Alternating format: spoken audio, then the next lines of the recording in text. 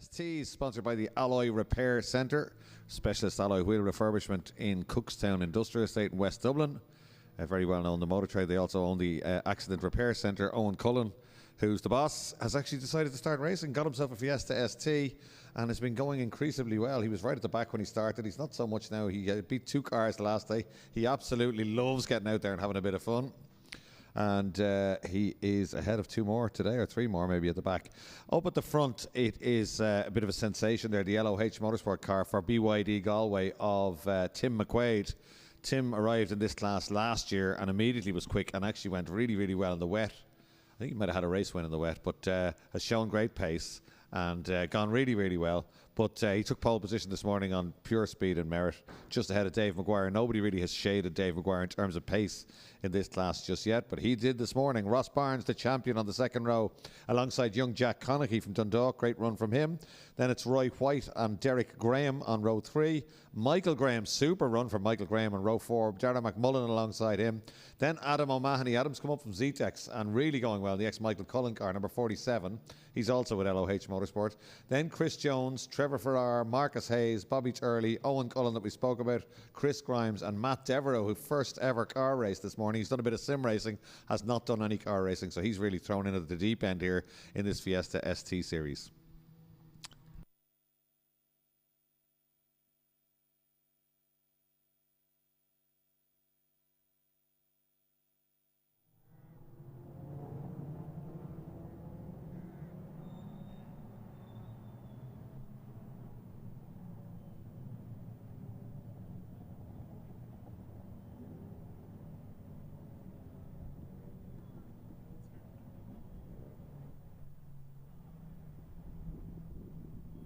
Great drone shot of the Fiesta STs now as they come down to line up on the grid. 160 odd brake horsepower in these cars. They've added a limited slip differential this year, and I was speaking to a few of the drivers this morning. Roy White was telling me that they're nicer to drive, they're more pleasurable to drive than they were. You're not limiting the wheel spin, you can be a little bit more aggressive with them than you could before. So Matt Devereaux just getting into position at the back there, beautifully turned out. I can see his novice cross, the yellow and black cross on the back of the car, indicating that he's not yet finished 5 races. The red lights are on the Alfa Romeo bridge, and we're racing at Mondello Park. And McQuaid gets a better start than Maguire. The 2 LOH cars neck and neck under the Alfa bridge and down to Castrol Corner.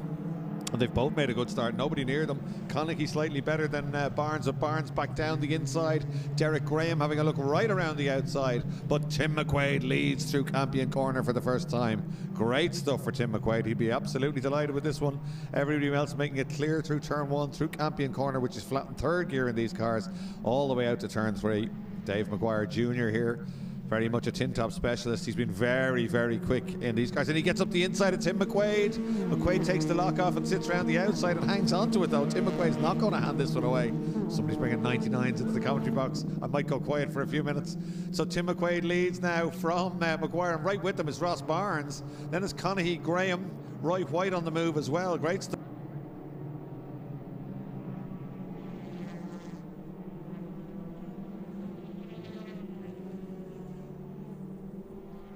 Here they come, all 3 together out onto the international loop now. It's just about Tim McQuaid leading, but he looks quite composed. And it's Dave Maguire right with him, and then Ross Barnes has closed these 2 up on the opening lap, down into 7A and B now. So great stuff. I'm trying to digest the 99 and commentate on an exciting saloon car race at the same time. Here they go, back up towards us again. It's still Maguire in second. In fact, Maguire not really attacking just yet, having to look in his rearview mirrors for Ross Barnes.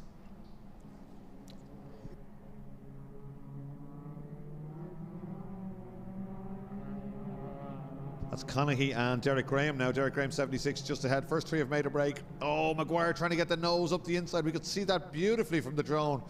Just got the back unsettled and tried to use that to tuck up the inside of Tim McQuaid, but didn't manage it on that occasion.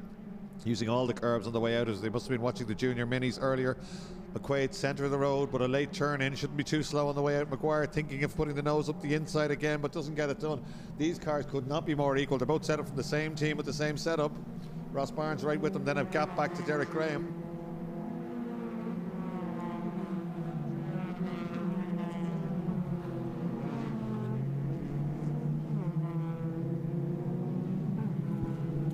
Still hanging on out front of McQuaid. And it's Maguire, Barnes, Graham, Conaghy, Roy White, Darragh McMullen, Trevor Farrar, Michael Graham, Chris Jones, Marcus Hayes, Bobby Turley, Adam O'Mahony, Owen Cullen, Chris Grimes and Matt Devereaux. That's the order at the end of lap 1.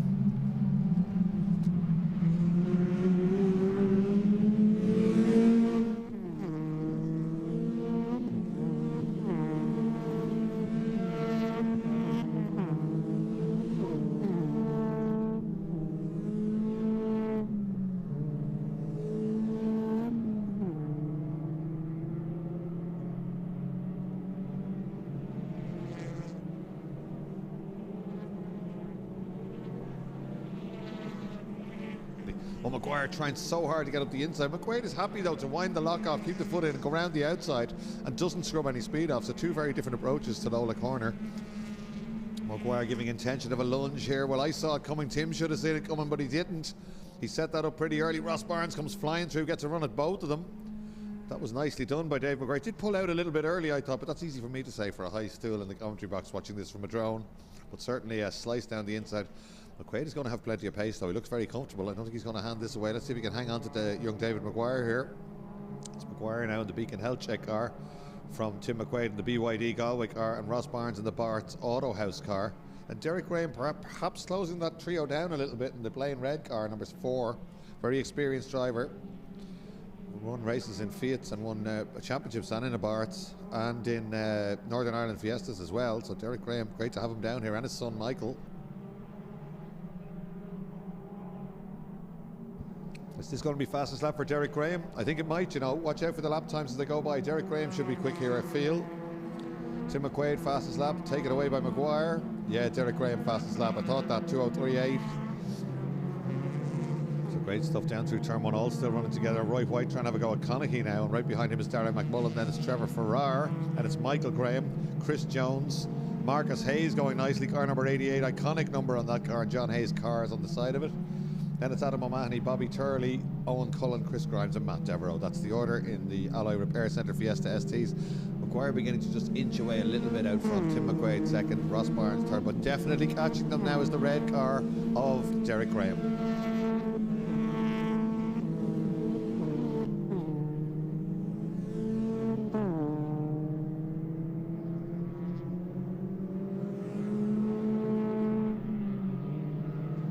Derek Graham now closing in on Barnes, and Barnes is dropping back just a little bit from the lead group, lead 2 I should say.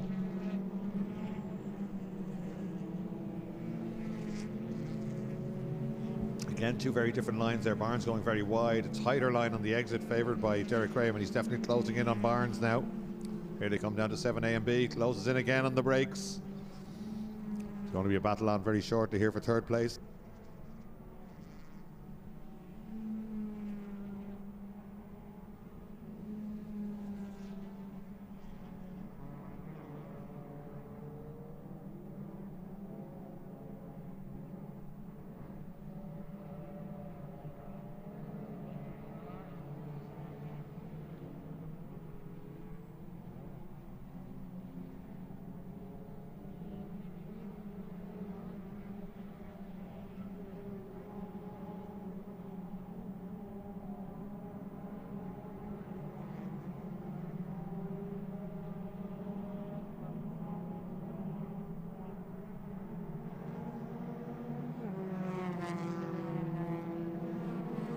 Here we go down the main straight under the Alfa Romeo bridge one more time. We're just waiting for the lap times to come through.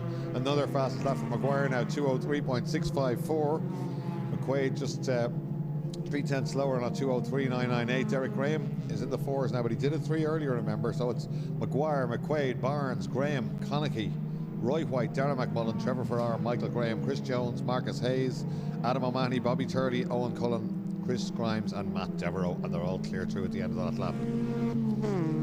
So Derek Graham just hanging on now to Ross Barnes, who's stabilised. It went a bit quicker last time round. They're both in the 2:04 bracket, so he's not really catching up anymore. That's Adam O'Mahony there, just newly wrapped. That car looks superb. Bobby Turley next up. There's Owen Cullen in the Accident Repair Centre and Alloy Repair Centre car.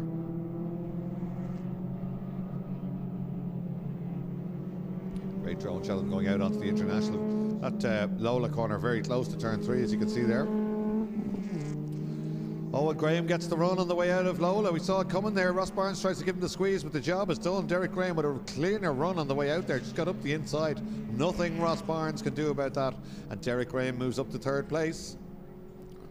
Derek Graham's a bit like Alistair Kellett. Does most of his overtaking on the exit of corners. He's not a great man for a lunge or contact or anything like that. Always uses the head.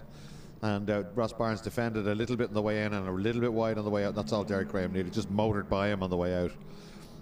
A little bit bouncy going through. These cars used to be known as having the ST hops, but the shocks have been upgraded slightly to a better gas shock, and the cars don't hop around as much as they used to. They've also got a limited slip differential, so you don't have to balance the wheel spin as much as you did. And the driver's telling me the cars are much nicer to drive as a result.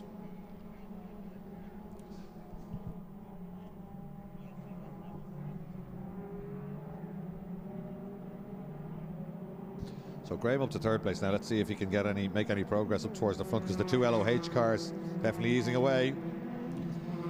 Maguire with a 4-1, McQuaid with a 4-7, Derek Graham with a 4-5, a 6-2 for Barnes, 5-3 for Jack Conaghy, 5-1 for Roy White, 5-5 for Darragh McMullen, 5-5 for Trevor Farrar, 5-9 for Michael Graham, 6-4 for Chris Jones. And it's Adam O'Mahony, Marcus Hayes, Bobby Turley, Owen Cullen through. And it's just Chris Grimes and young Matt Devereaux.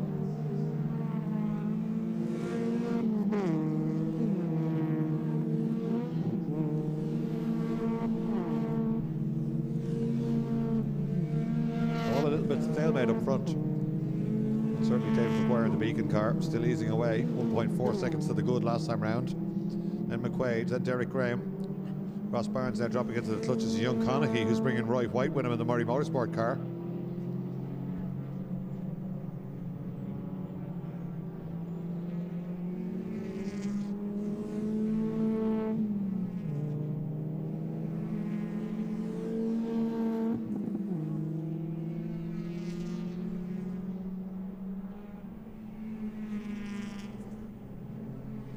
Down the outside goes Conaghy. Ross Barnes lets him go and then leaves him out on the outside. Roy White will be looking to get up the inside. Hops the curb, which slows him a little bit. Conaghy might be able to hang on. I think he just about will if he closes the door around now. He doesn't. He leaves it open. Gentleman leaves him racing room. Ross Barnes gets up the inside. That will allow Ross Barnes to get away. So this won't suit Ross Barnes at all. Won the championship last year. He's back to fourth place now. Remember, this is the same as the Zetex reverse grid. Whoever comes sixth, which would be Roy White at the moment, will get pole position for race 2.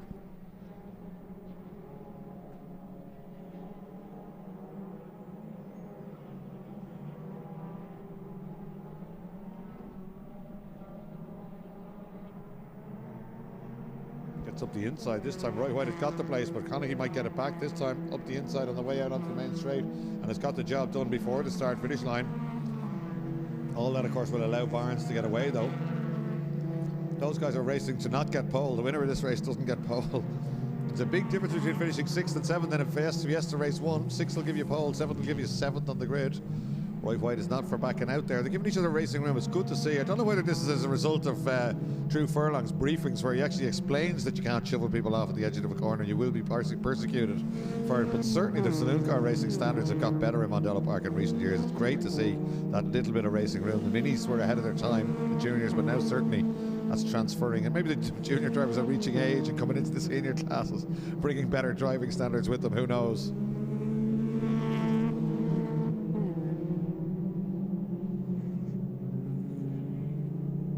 So ST's out there with still 3 minutes to go, 3.5 minutes to go, looking very good for Dave. Gap not really going out though, and matching him in times now, in fact, is Tim McQuaid. So it's Maguire, McQuaid and Graham in top 3, then it's Barnes, Conaghy and Roy White looking like he's going to get that 6th place finish. Here comes McMullen coming up to Roy White, and if there is a master of finishing 6th and taking pole for race 2, it's Darragh McMullen, and he's woken up now and he's motored up behind Roy White on the final lap. All it will take is one big lunge and he'll get his pole position for race 2, and he's very, very good at working that, is Darragh McMullen. Barnes, Conaghy. There's Roy White, 32, heading for pole position if he can hold off Darragh McMullen, who's on a charge here on the final lap in 7th place. 2 minutes 45 still to go though. We're not there just yet, so we will have another lap or two. Ross Barnes trying really hard, but just not the pace to stay with the front runners just yet. Somebody off in the background. That's McMullen. It's not the final lap by mistake. There's still a few laps to run, but certainly it is still the battle for 6th. And Connaughey now running a little bit wide there. The front tyre is probably beyond their best on all these cars as we're 4 laps into the international circuit. 6 laps, sorry, of the international circuit done. 2 minutes 22 to go. 84% of the race completed. Waves yellows down at turn 1. Trevor Ferrar's off on the outside. Watch the left-hand side here. Can't quite see it, but Trevor Ferrar's in the gravel just there in the Ferrar Motors car. Just out of shot. That's why we've got waves, yellow flags. No overtaking in that zone until you see a green flag at the exit of that corner. There's Derek Graham down at turn 3 in the plain red car. Good run from him. He's got by Barnes and got away. There's a great shot. That's him getting out of the car there. Don't know, was he helped or what happened? That's an unusual angle. It looks like he was almost trying to rejoin and the car dug in. So Trevor Ferrar, very experienced, always goes well. We always say he's the first of the privateers. Having a look around, no damage. And the fact that he was looking at the front left, I wonder was there a puncture or something that sent him in there.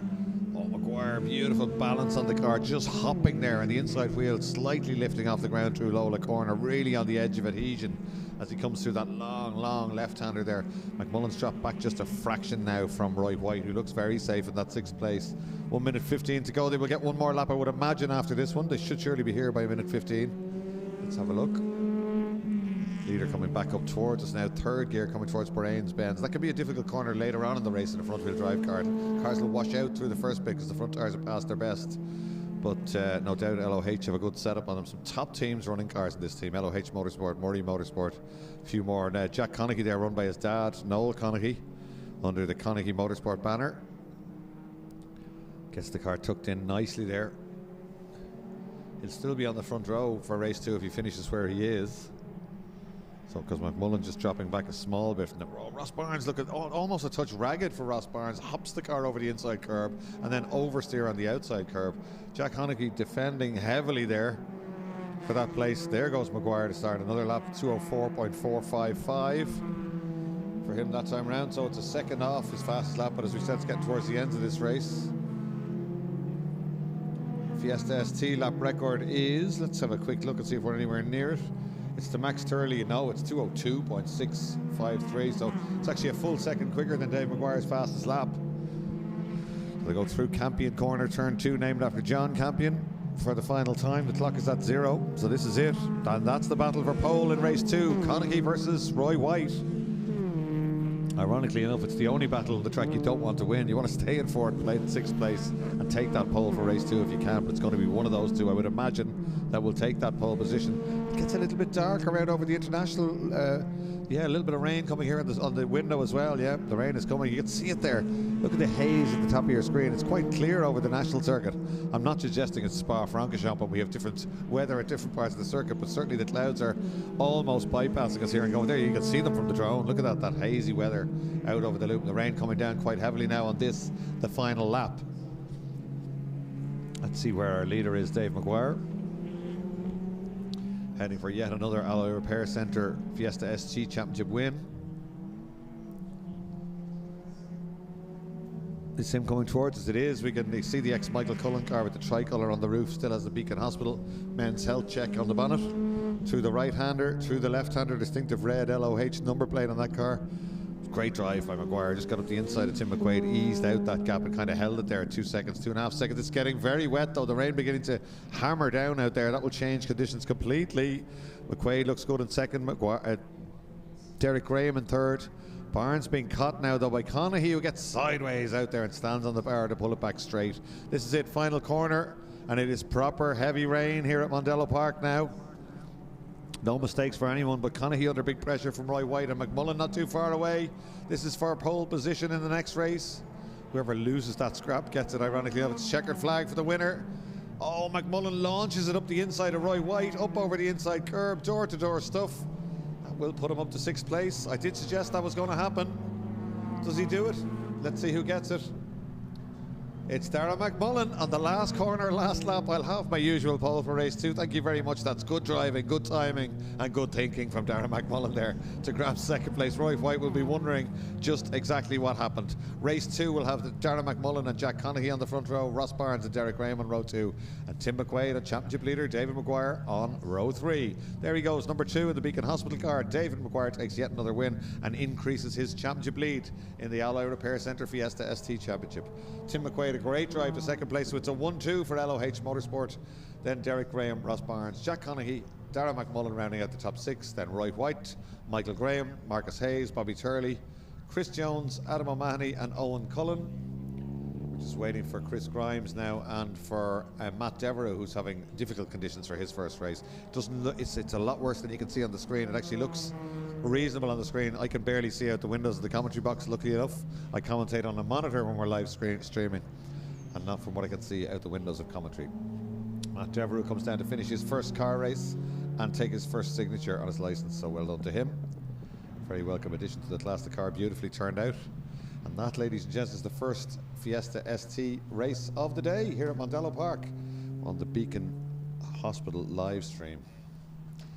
Next up is going to be Formula Boss Ireland Championship. Not great conditions for Boss Ireland. They'll all have to fit wet tyres and loosen off shock absorbers and roll bars and stuff like that. I'm sure they're all working feverishly on them. You can see the 2 Leastone cars, the Paul Heavey cars, already out on the apron down there. But we certainly will be going racing again in a few minutes' time here at Mondello Park.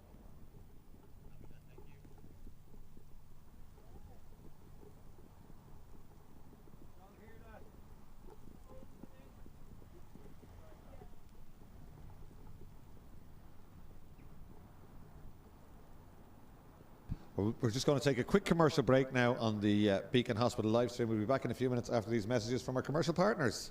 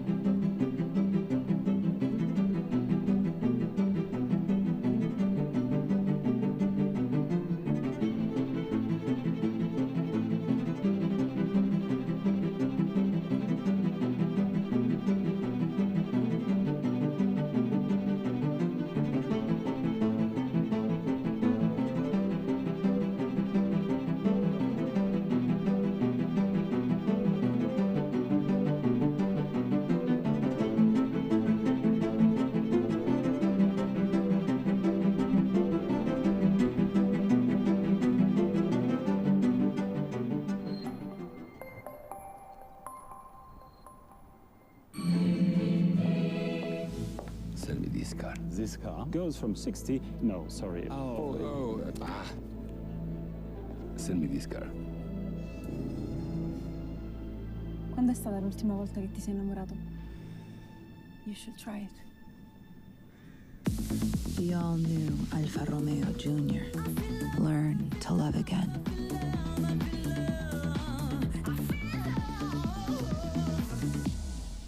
Introducing Castrol Edge, formulated to deliver at least 30% improved performance versus tough industry limits.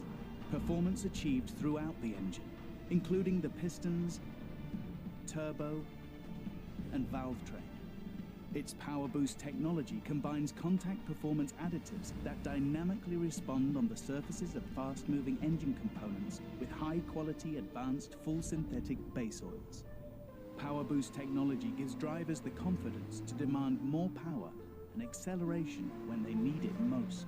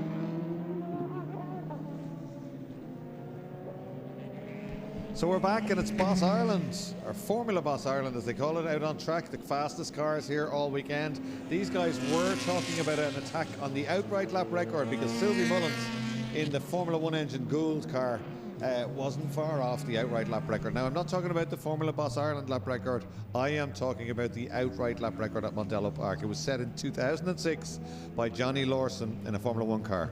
So a Formula 1 car has that record when the UK Boss class were over here back in 2006, 10th of September 2006, and the lap time is 128.708. Now they can't get near that today, obviously, because not now, because the track is wet.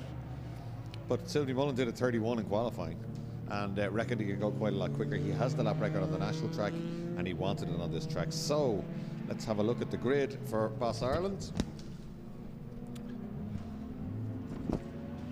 It is Sylvie Mullins on pole position in the Jordan 191 livery Gould car. Then Tony Greenan alongside. Tony Greenan, really quick driver. 2 warm-up laps, in case you're wondering what's happened. Tony Greenan, F3 car. Delara, Mercedes powered. Then it's Dara Daly, who's been going so well. He's had a win here recently in that car, the World Series. Michael Connolly in a similar car. Michael Roach, F3 mounted. Noel Robinson, F3 mounted. Daniel Fardy. And then Mark Reid, first of the Tiddlers. Mark Reid, very committed racer, ex-Formula V, and goes really well in these locally built Leastone cars. Then Gary Graham in the F3, Stephen Larkham in the sports car, Roisin Sweeney and Noel Roddy. Roisin Sweeney, known to us, of course, from karting. She's a former Motorsport Ireland T4 karting championship, but she also races with the Nordic Spirit car in Global GT Lights here at Mondello Park and in Kyrgyzstan. Local lady from Nace having her first taste of a single-seater race. Thanks to Paul Heavey. Paul Heavey, very, very good support to young drivers, often giving them tests and giving loads of backup, loads of support and almost education to them when they're racing with him. And Mark Reid helping to run the car. So Roisin having a lot of fun out here today, but it would be difficult conditions. That's her, the white car, the Selco.ie car, distinctive white helmet. She's in the sister car to Mark Reid, but Mark Reid has been racing these cars for years and absolutely wrings the neck of them. So he's just ahead as they come down here. I'm not sure if they're on slicks or wets. I'm told slicks is someone being nodded at here and told actually, well, Paul Heavey lives out that direction towards it there, towards the Hill of Allen, and actually it is cleared up, so maybe he gets the info even before. Probably rang home and asked Mary what's the weather like out there to see if there's any rain coming, because it's cleared all of a sudden and it's sunshine all of a sudden. It doesn't look like it on your screen, it looks like it out my window looking down at turn 3. So let's see whether they're on wets or slicks. I thought I saw wets on Sylvie Mullins' car, but I'm not so sure. He lit them up just as I look down, but we'll know soon enough when they get going, because if the track dries out, which it should in 15 minutes with no more rain, those wets will chunk straight away, whereas the slicks will eventually come up to heat. That said, the slicks will be very hard to manage. The slicks will be very hard to manage in the initial laps because it's very, very greasy out there. And speaking to the drivers here on Friday after testing, there was a massive drift event here last week, and they only really used Castrol and Campion, those 2 corners, but they said they were dangerously greasy. Even in the dry there wasn't much grip, but when it rained a little bit, absolutely zero grip. So it will be tough conditions for some of these guys. So these cars, great stuff. A crowd favour some very, very quick cars. Formula 1 engine in the back of that Judd Formula 1 engine in the back of Sylvie Mullins' car. Sylvie came to us from hill climbing. He's very clever, very committed, very talented, and he will put a concerted effort in if we get a dry race later on today to have a go at that outright lap record. Wouldn't it be wonderful to see a new outright lap record at Mondello Park? Once again, Noel Roddy's also out there. I'm not sure. I think he's in John Naylor's Formula 4 2000, which should be at the back. I don't see him. Oh, no sign of Noel Roddy there. So Sylvie Mullins lines up that beautiful 7-Up livery car on pole position. Tony Greenan alongside him, really strong driver. Won the championship last year. Loves this racing. Goes quite well. Then Dara Daly, Michael Connolly in the Connolly's Top Line car. That's the championship sponsor, Connolly's Top Line. He's the second row of the grid. Another really good driver, has won a race outright in a Radical before, goes really well in that car. Then Michael Roach, a stalwart Boss competitor, Noel Robinson, Daniel Fardy, Mark Reid, Gary Graham, Stephen Larkham, Roisin Sweeney, and somebody else. Gary Graham just pulling up at the back. He's out of grid position, I think. Are we waiting for somebody else? No. We're going to go. Red lights are on. And they're all on slicks, you know. Oh, except Connolly. Watch Connolly go. Roisin Sweeney stalled on the line, but she's got it going again. Very easy to stall those bike engine cars. Surprised she's very well able to get the global off the line. They're quite difficult, and it looks like that car's not going to go anywhere. That's Dara Daly. Look at it. Oh, they have got it going, I think. Yeah. Loads of wheel spin as he heads away. He'll be worth watching. Very spectacular driver, Dara Daly. That was Noel Roddy, I think, just arriving. I'm not sure what was happening there. Noel didn't take the grid and didn't take the start. He was still on the warm-up lap, perhaps. So I'm not so sure. But let's see how this one progresses as they come back down towards the main arena for the first time. They look like they're all on slicks. Mark Connolly isn't in third place, so he might be able to grab the lead here early on. Should get the traction on the way up the hill. Watch him there on the outside. But Greenan not just handing that one away. Can he sit right around the outside? He should be able to. Oh, Greenan doesn't give him any space at all. Connolly trying to get back to the inside. Tony Greenan more interested in warming up the slicks than letting a wet shod car past him. He holds the inside line down into 7A and B now. Very sideways stuff as he tries to switch back to the inside, and again he's very sideways, very, very sideways. There's no shortage of commitment from Connolly here, standing on the power, probably a little bit too impatient almost with the power as he tries to get by. Oh, Greenan goes around, the champion of the class spins off, takes Connolly with him. They're both on the grass on the outside. Connolly manages to carry the speed on the grass, gets back on, but comes back on right in front of a group of 3 other cars, whereas Greenan looks like he is stranded on the outside of the track, and there'll definitely be a safety car at the very least for that one because he is in the firing line on the exit of Bahrain's Benz there. Oh, he's got it back going again. Great stuff from Greenan, good recovery.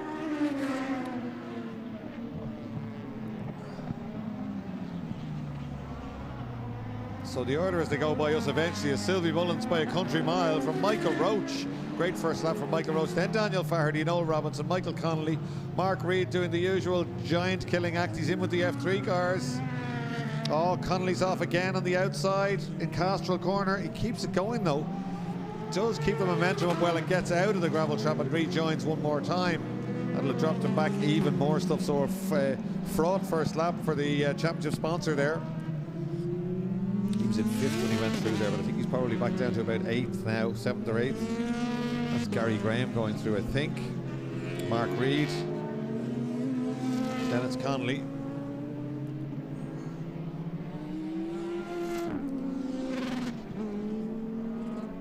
Then it's Larkham, Graham, Daly, Sweeney, Greenan and Roddy it was last time round.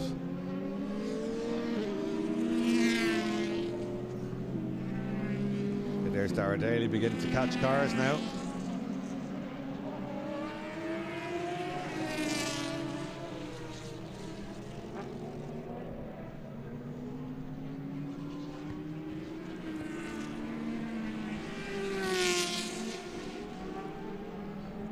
There's the leader, that beautiful 7-Up livery. And there is already a semblance of a dry line there as Sylvie Mullins steers that car in, gets the nose into the apex, gets on the power. It would be so easy to spin any of these cars. They've got huge power, staying off the curbs. They can be like glass here at Mandela Park in wet conditions, still leaving a trail though as he comes back up there. That's Michael Connolly and Mark Reed we're looking at from overhead.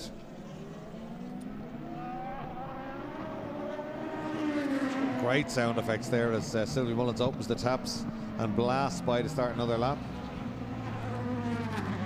Michael Roach goes through in 2nd place, Faherty in 3rd place, Noel Robinson in 4th place, then it's Michael Connolly and Mark Reed still killing slaying giants in the little Leastone.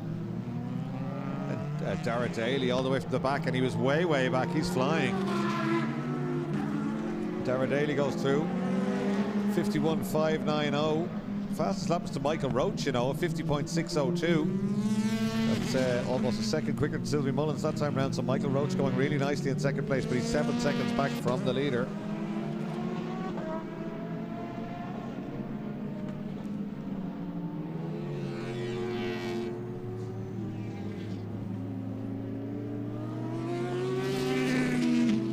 So watching them out on the international loop again one more time.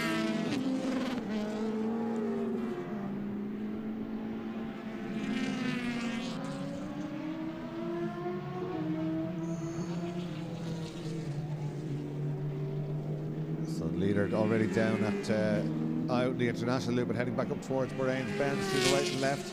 I would imagine once it dries a little bit, he's able to push more. He will be able to stabilise and increase that gap. Perhaps somebody off down at turn 3. I think that's possibly Michael Connolly. Two F3 cars having a battle there as Faraday holds off Noel Robinson. Robinson gets down the inside. The Global Oil car gets the job done nicely there and takes that place away. That puts him up to 3rd place. There's the car that was off. It is indeed Michael Connolly. So that car obviously a handful in these conditions. He's been off 3 or 4 times, and we know he's got good car control. He's a really quick driver, so I don't know if there's something wrong there. Or I thought I saw him on wet tyres at the start, and maybe they're just not working for him at all. But there you go. It's Mullins leading.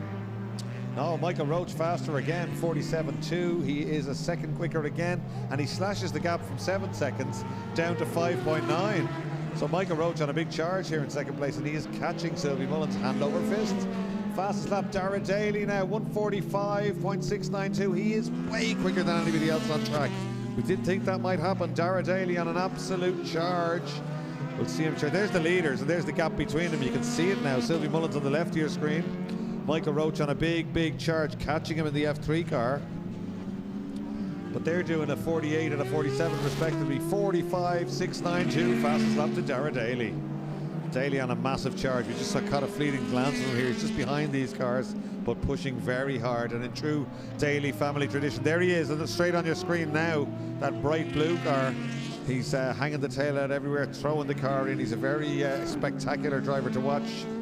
Certainly more of a Gilles Villeneuve than an Alain Prost if you're of a certain age, but he manhandles the car around the place, and it's always absolutely fantastic to watch. I think that's a family trait. Dan Daly was always a little bit like that, grabbing the car by the scruff and throwing it around, and Martin Daly certainly was always great, spectacular driver here at Mondello Park. But Dara Daly wouldn't have massive mileage under his belt, but he's very quick, and he's showing us that here today. Clearly quicker than anybody else. Leaders coming around to the top of your screen to complete a lap as that battle still goes on. That's Greenan now trying to get back at is that Dara Daly? Sorry, is that who's that he's trying to it's Mark Reed, I think. Gets up alongside him there. Certainly would have way more power than Little Leaston, which just has a 1-litre engine, but nobody told Mark Reed. Gets back alongside again. Sylvie Mullins goes quicker, 45.7. Michael Roach says, okay, here's a 44 dead.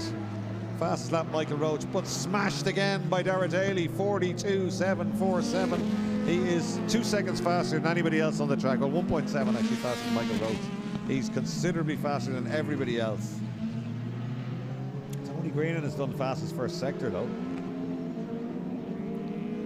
which is interesting.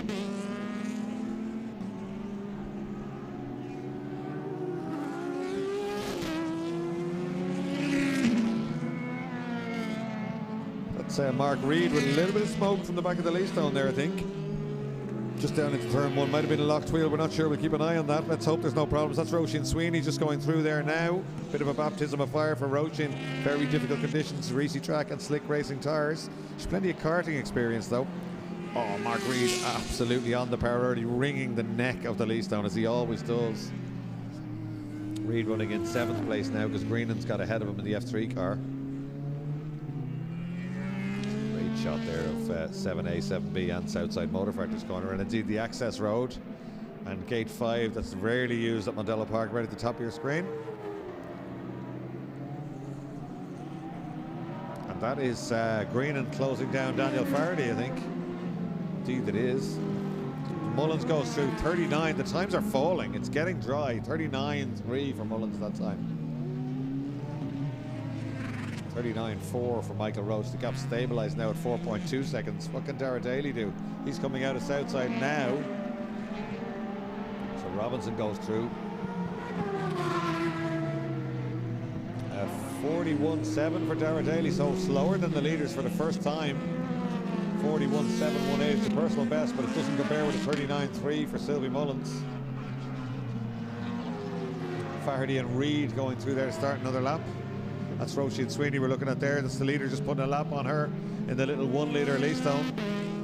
Roisin very experienced on track, and she's moving way out of the lane, just offline there to allow Michael Roach through. Doesn't impede him at all because he's still closing down the leader. In fact, look at that in one shot. You can see them both on the right hand side of your screen. Sylvie Mullins now just 4.2 seconds was the gap. It's a lot less now. In fact, it's closing. Look at this from the drone shot. They're almost together. Here they are together coming back up the hill. Is there a problem? For Sylvie Mullins, I suspect there must be. He wouldn't have dropped that much time. 5 seconds in one lap, 4.2 actually. So I didn't see him get out of shape. Just all of a sudden going slower than he was, Sylvie Mullins.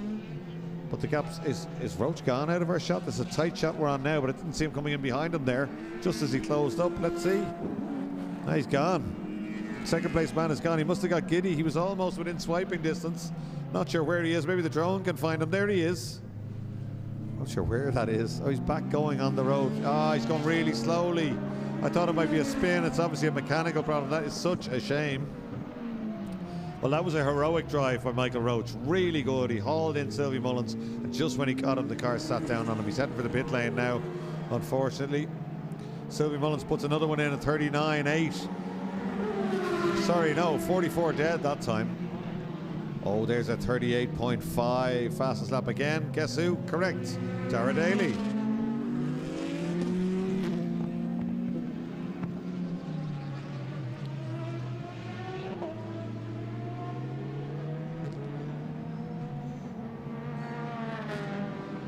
So that's fastest lap there.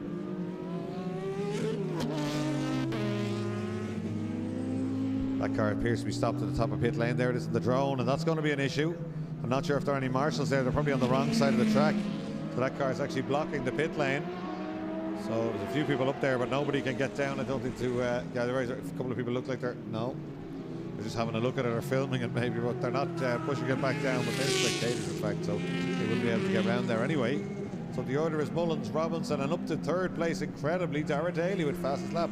138.500. There's Mullins now all on his own. 7-Up Jordan livery and Tic Tacs as it had on the 1991 Jordan.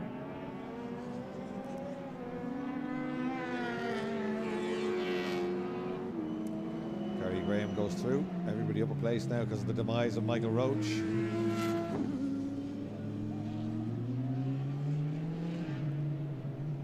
There's our leader coming out of the final corner. Southside Motor Factors, 2 minutes 34 still to go.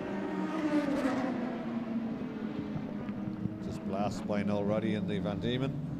Right out to the outside. Gets tucked back in.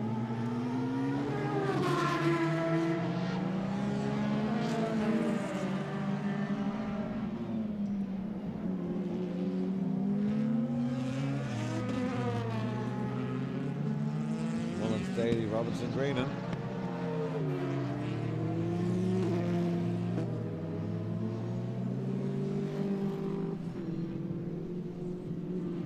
Completely bright now out over the loop. In fact, a little bit of sunshine coming in over turn 3. Track is definitely not fully dry just yet. The time's 39s. They qualified at 31.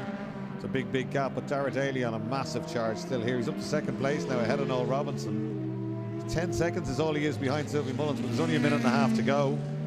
Last time round he was 8 seconds faster. This could be worth watching, you know, because Dara Daly's not going to ease off. I don't think that's not in the Daly family vocabulary.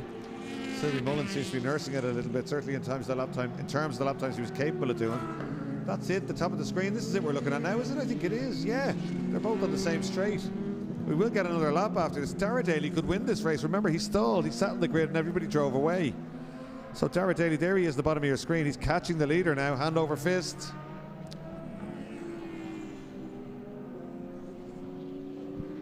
There's our leader, top of the screen. Watch out for this, and we'll just keep an eye behind him because Dara Daly's closing him down at a rate of knots. He's starting to push. I think he knows the story. There we are. Oh, big arm full of opposite lock as Dara Daly stands on the loud pedal. He can smell a win here. Blast by the start-finish line. Another fastest lap. There you go, lads. 36.788. He takes another 6 seconds out of Sylvie Mullins, and we are on the final lap. This is it, guys. Sylvie Mullins coming out of Campion Corner. Dara Daly drifting through Campion Corner. And Gary Graham puts his hand in the air there and moves out of the way, which Sylvie Mullins will be very thankful for, because if he's going to win this one, he's got to get the hammer down. But Dara Daly on a massive charge here. It was 3.7. Oh, Gary Graham almost went the wrong way there.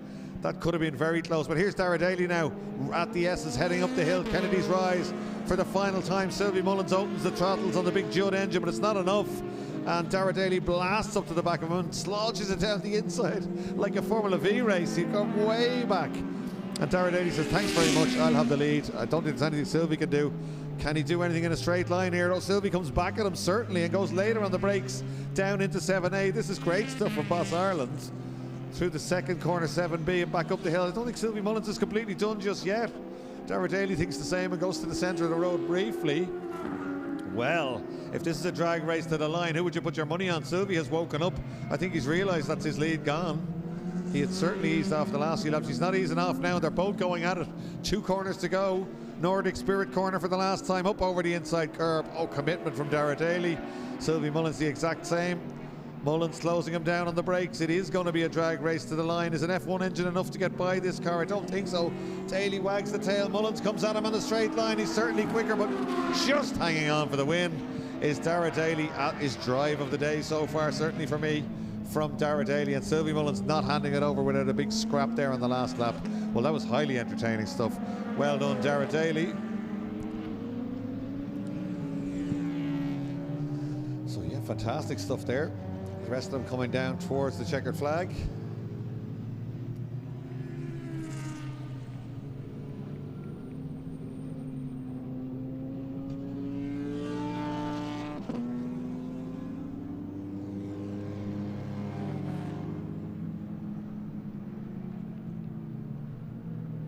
Checkered flag for most of the drivers, just sorting themselves out. Dara Daly hand aloft there on his slowdown lap. Here's Roisin Sweeney down to take the checkered flag for a first single-seater race in the Leastone. Oh, 53.2, personal best by 3 seconds from Roisin on the last lap. So she's got another race to have a go at later on, but she's slicing her times down there. So Michael Roach and Connolly are the 2 that are missing there, unfortunately. But yeah, good entertainment there. Dara Daly, what a race. Well done, Dara Daly. Sylvie Mullins second, Noel Robinson third, then it's Tony Green and Daniel Fardy, Stephen Larkham, Mark Reid, Gary Graham, Noel Roddy and Roisin Sweeney, the order in that one.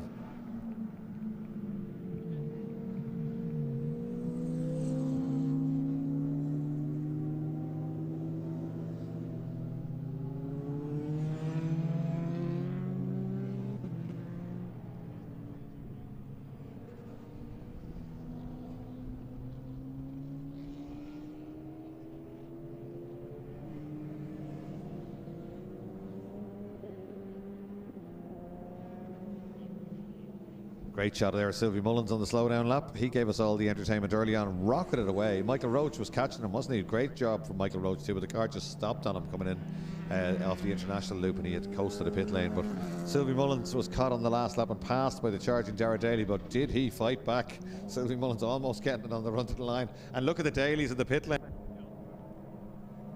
All the Dalys out delighted, they're jumping up and down there for the winner. Dara Daly as he comes back in. There's a big crew of them there that done Shockland Dailies, and they will be very, very happy with that. They have many, many Mondello Park trophies in their houses over that neck of the woods, and certainly there's another one to go with it, and a well-earned one as Dara Daly heads up towards Park Ferme. There's Sylvie Mullins coming back through. And Noel Robinson, who was third place in Northern Ireland Visitor.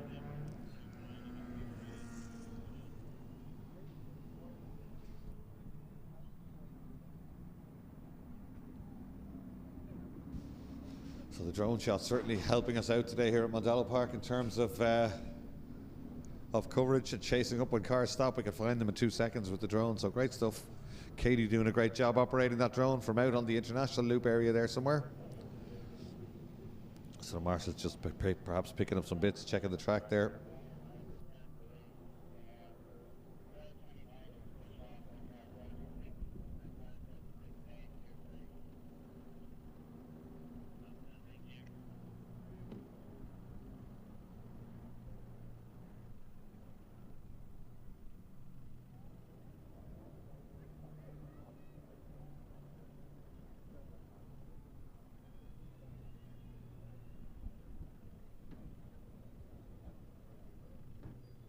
There you go, great entertainment from Formula Boss Ireland. What a drive. Let's not forget that Dara Daly stalled that car off the line. It took him quite a while to start it, so he came from way, way back for that one, and it gave us all the entertainment as a result.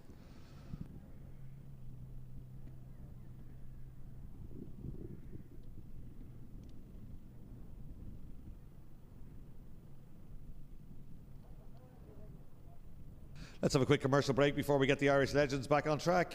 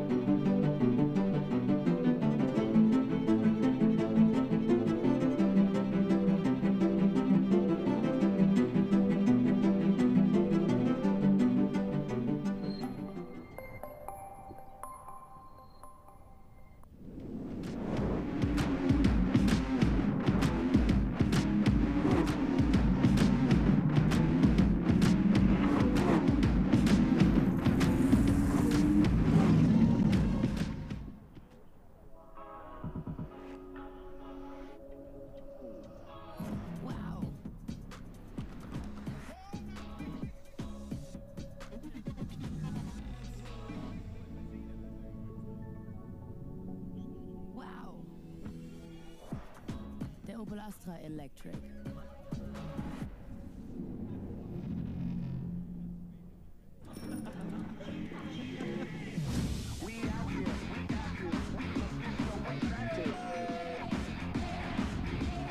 Sometimes when you get to where nobody is supposed to follow you, people actually start to do it. Well, unless you go too far.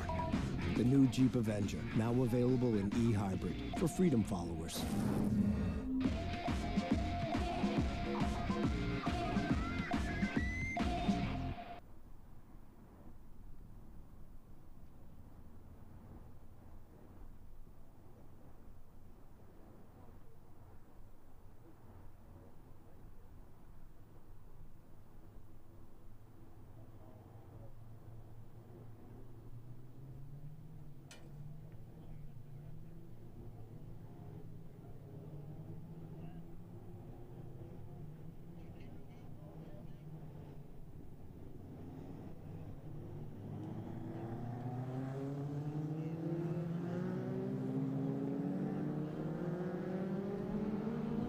So welcome back to Mondello Park. The Legends back out for yet another race.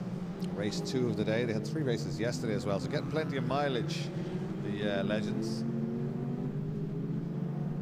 Lee Malone will start this on pole position from Gordon Brown, Willie Lawrence, Michael Barrable, Derek Hogan, Declan Burke, Scott Jackson, Jonathan Patterson, Sylvie Bartlett, James Byrne, Dennis Lambert, Richie Power, Nico Frank, who went so well last time out, and Richard Spence.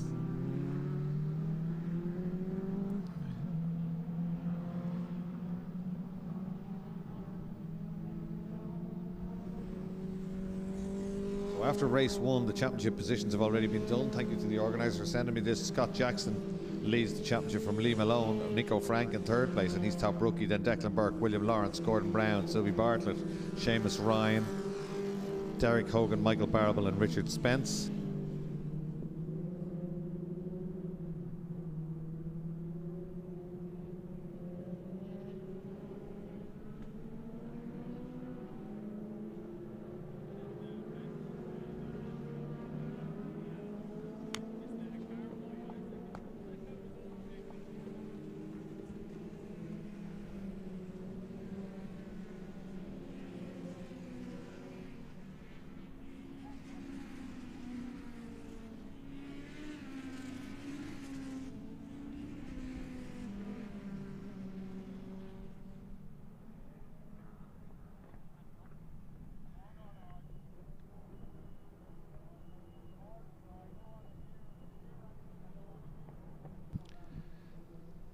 So per race, first gets 200 points, second gets 185 points, third gets 170, and so on. Goes right down 2 points to 14th place.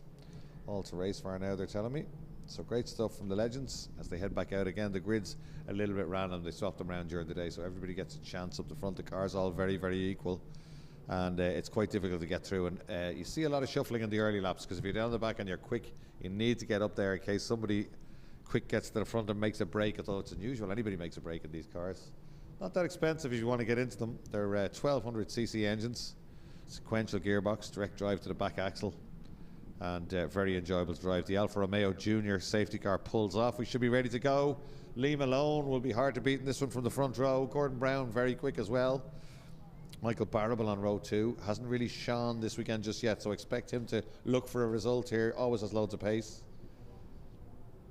Great grid of them coming up towards us around south side corner, so it's up to the front 2. They will dictate the speed coming back down towards us. Lee Malone and Gordon Brown on the front row in this one. Here they come. You'll hear the sound effects when they accelerate here, because they sound absolutely fantastic.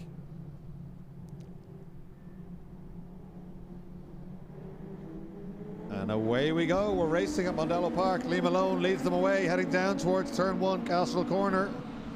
In fact, just getting the jump was Gordon Brown. Malone goes back at him on the brakes. It's Brown who locks the wheel, goes slightly wide, and that allows Willie Lawrence up the inside. Good run from Lawrence. He's up to second. He's looking around the outside for the lead here. Holds on to second place. Michael Barrable there in 4th place, I think, as they head away down towards turn 3 for the first time. A good run by Willie Lawrence trying to get down the outside of the blue car there, but certainly it's pole man Lee Malone out front. Barrable all over the back of Gordon Brown there for 3rd and 4th place. Looks like Sylvie Mullins next up, and Scott Jackson perhaps. That's exactly who it is as they come back towards us. Shorter race than everybody else because they have 3 races in one day. They just race for 8 minutes instead of 15 minutes, but always great entertainment.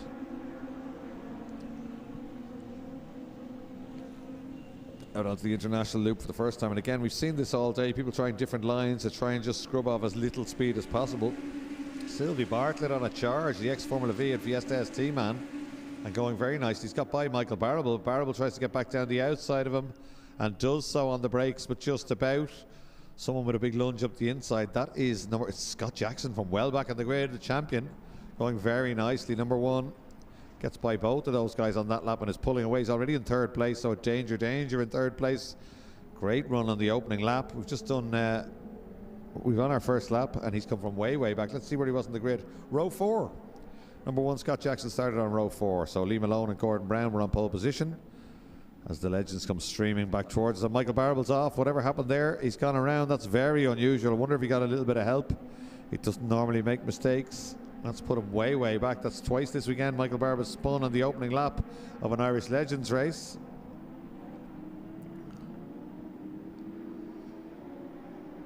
Right up to the inside, and then hard on the power as they come down the straight. Great sound effects as they just feed the gears to these bike engine machines. And down the outside goes number 1. Can he get the job done around the outside of Willie Lawrence? He can, you know, right around the outside of Castrol Corner. That gives him the inside for Campion Corner, named after John Campion, right out to the exit curb. And he's up to 2nd place now, and looking in his mirrors will be Lee Malone going, is that Scott from all the way back? Indeed it is. So we could get a good battle in this one. 5.5 minutes still to run out of an 8-minute race for Irish Legends.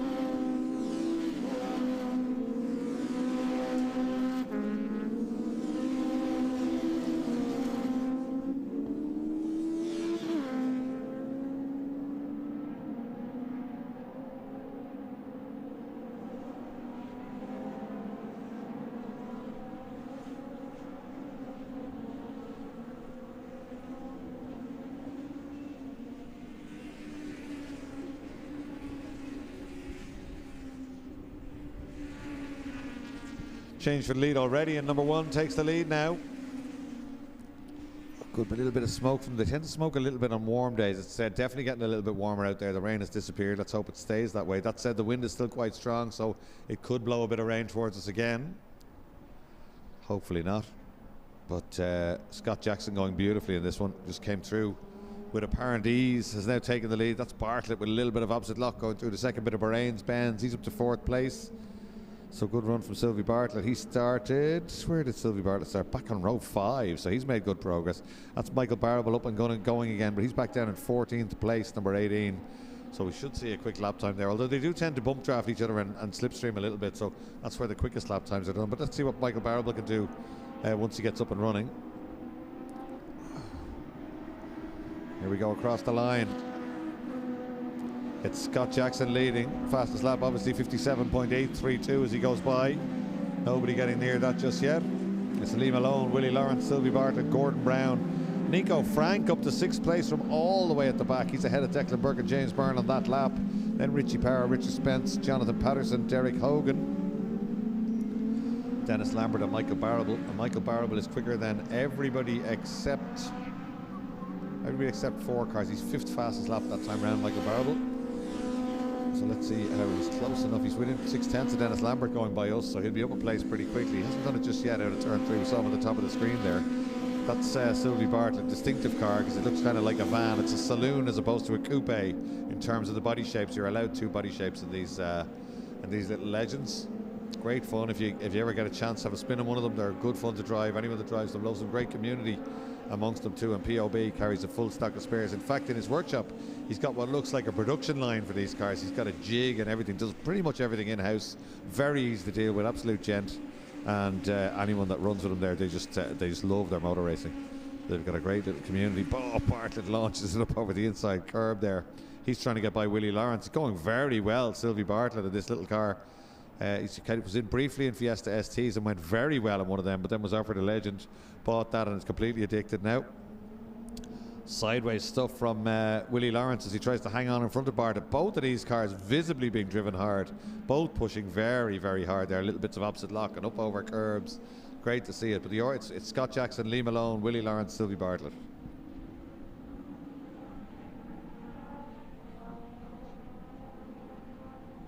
Bartlett goes around, out over the curb there, onto the grass and circulates. I was just saying that they were on the ragged edge, both Bartlett and Willie Lawrence. But around he went, just went wide out onto the grass, and very difficult to stop it from going around. It was a long, lazy spin as a result, but he had been going so well in 4th place. That's going to drop him right back. That brings the top rookie, Nico Frank, up to 5th place. He started 14th on the grid, Nico Frank. He's up to 4th place, so great stuff. Really is a good one. 58.9 as well. He's in the 58s. There are only 2 drivers in the 58 so far. 58 for Scott Jackson last time round, and 58 for Nico Frank. But Scott Jackson was also done a 57 early in the race, which stands as the fastest lap. Fastest lap. The lap record here is a 57.1 to Peter Barrable, and Scott Jackson is only 7/10 off Peter Barrable's lap record. So the track is definitely back up to full dry racing conditions, and they're absolutely flying here. Jackson, Malone and Lawrence the order. 1 minute to go in this one, so probably on their last lap.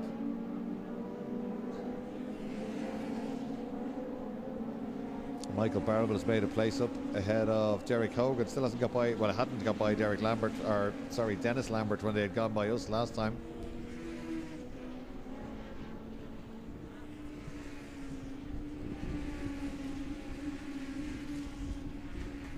So Lee Malone and Willie Lawrence now, having shaken off the attentions of Bartlett, is beginning to close down. Perhaps Lee Malone, Willie Lawrence closing him up there. Very tidy line through the first bit of Bahrain's bends, make you quicker on the way out.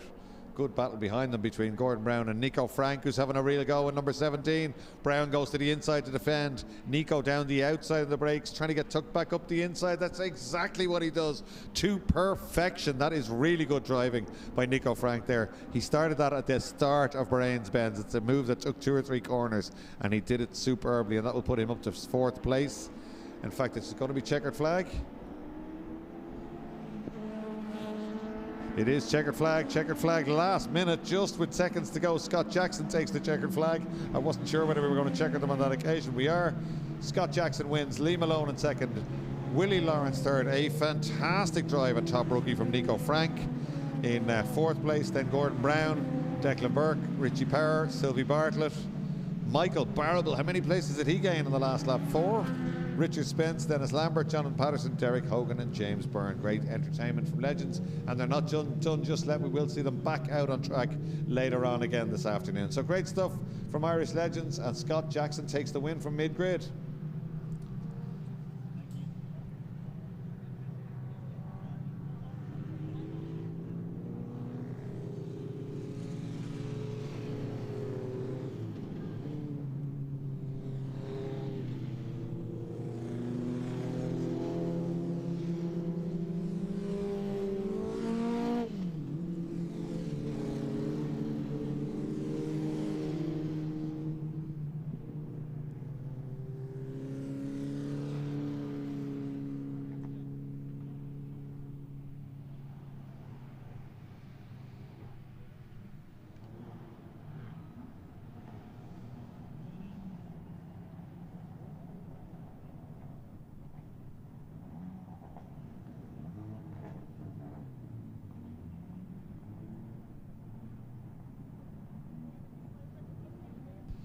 Say it's getting ready to come out. Paul Parr going to take up pole position. Donald Downey alongside. Adrian McNally next up. Brian Berry, Victor Cullen, Stephen Wright, Barry English, Dave Maguire, Porrick McQuaid, Mark Turley. Watch out at the back for David Maguire Jr. and Max Turley. Two really quick drivers on the back of the grid, and they are both there. They're both going to be starting. So this should be a highly entertaining race, and we are live with the Beacon Hospital car of Victor Cullen.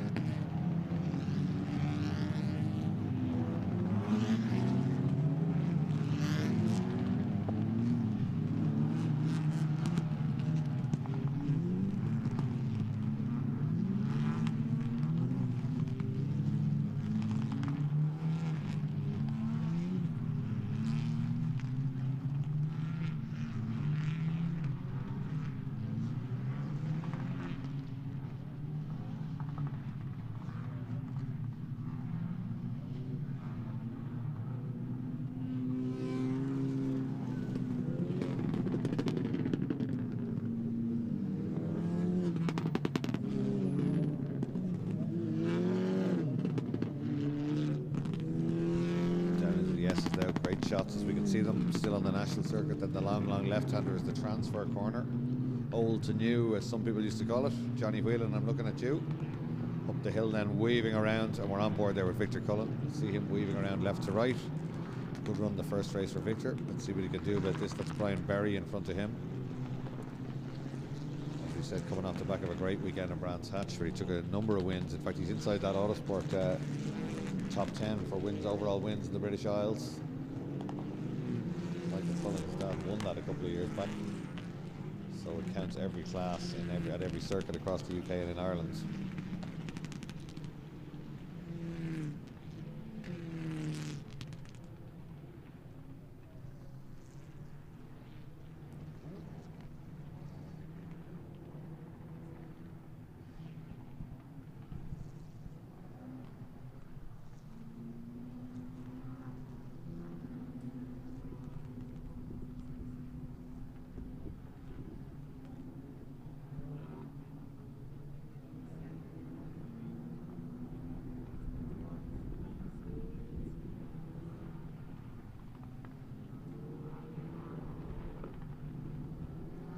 So one warm-up lap will come down. It's a standing start for the Sayets, so they'll be on the grid in just a couple of minutes' time. We'll be getting ready to go with Paul Parr on pole. He'll be hard to beat in this one, I'd imagine. But let's watch how quickly young Dave Maguire and Max Turley can come through from the back.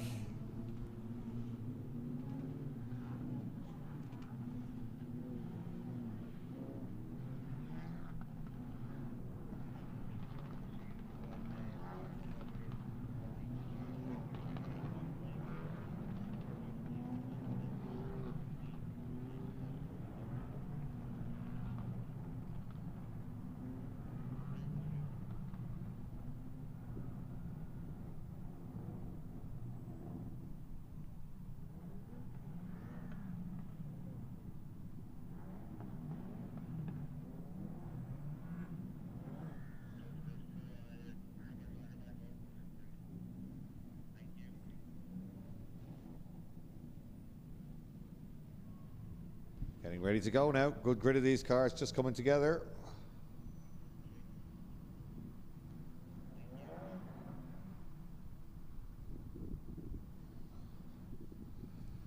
Here's the shot. Watch for the lights on the Alfa Romeo bridge at the top of the screen as Max Turley lines up his car alongside David Maguire. We're on board of Victor Cullen. Victor grabs the steering wheel. There's the red lights come on. Away they go. It's a good start from Parr. It's a good start from Victor Cullen.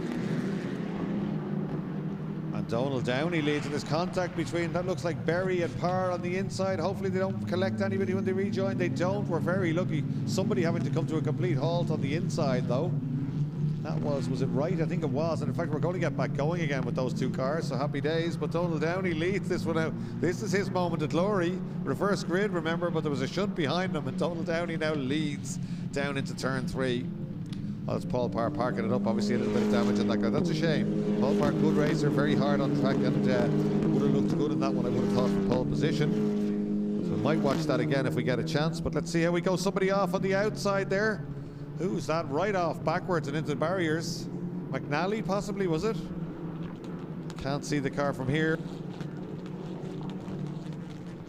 Let's see if we can zoom in on that car and see who it is. It's Adrian McNally.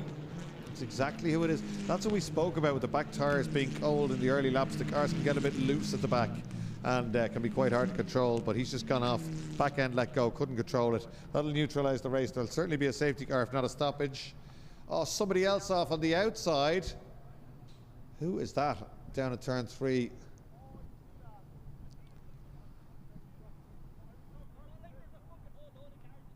Was that Mark Turley? I think it is. Yep. That was Mark Turley off down the outside and rejoined. That's Victor Cullen up to second, is he? Or is that possibly... I'll need to just regroup. It is. We're on board with Victor Cullen and we're second. Victor Cullen's now in second place. So he's weaving around behind Donald Downey. So everybody losing the head except for Donald Downey and Victor here. And looking quite good in this one now, Victor Cullen. Second place, tyres warmed up. There's McNally's car being towed back in. I have to say the recovery crews are doing a great job at Mondello Park this weekend. And it really are getting the cars, look at that, getting the cars just yoinked out of the way. So McNally's car already back there. We should be ready to go racing. Not just yet, we're still under safety car. Donald Downey weaving around. There's the Alfa Romeo Ireland's Junior, Alpha Junior just joining them there, yellow lights flashing on the roof to signal to the drivers behind them, indeed to us, that the race is neutralised, it's under safety car, and that there will be no racing until those lights go off. Victor Cullen, calm and composed, second place. He should have the measure of Donald Downey in this one. Let's see who's behind him. Oh, David Maguire Senior. He won't be taking any prisoners. So Victor's got to jump early here. Really doesn't even try and get by Donald Downey. Donald won't give it away too easily. So this is going to be a good race. 12 minutes still to go. Long way to go in this one, and we will be going racing after this one. We don't have anybody else off. It's all cleared down at turn 1. It's all cleared at the back of the pits here at Bridgestone Corner. So great stuff, and we're on board with second place man, so we'll get to see a real live restart. Let's try and, when we come out onto the main straight, we'll see if we can jump on board with Victor and see what it looks like from on board. There he is, VC on the helmet, on and off the brakes, moving around slowly. It's the rear tyres, you think it's the front tyres, but actually it's the rear tyres they're trying to heat on these cars.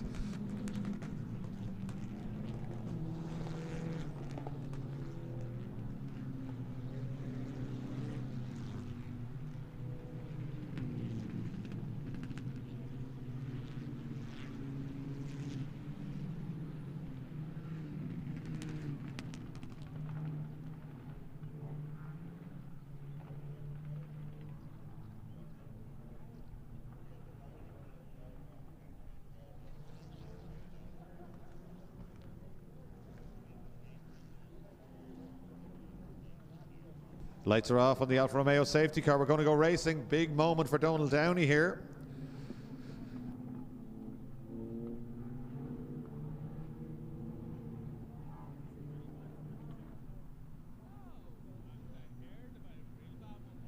Okay, here we go. We're going to try and jump on board live with Victor.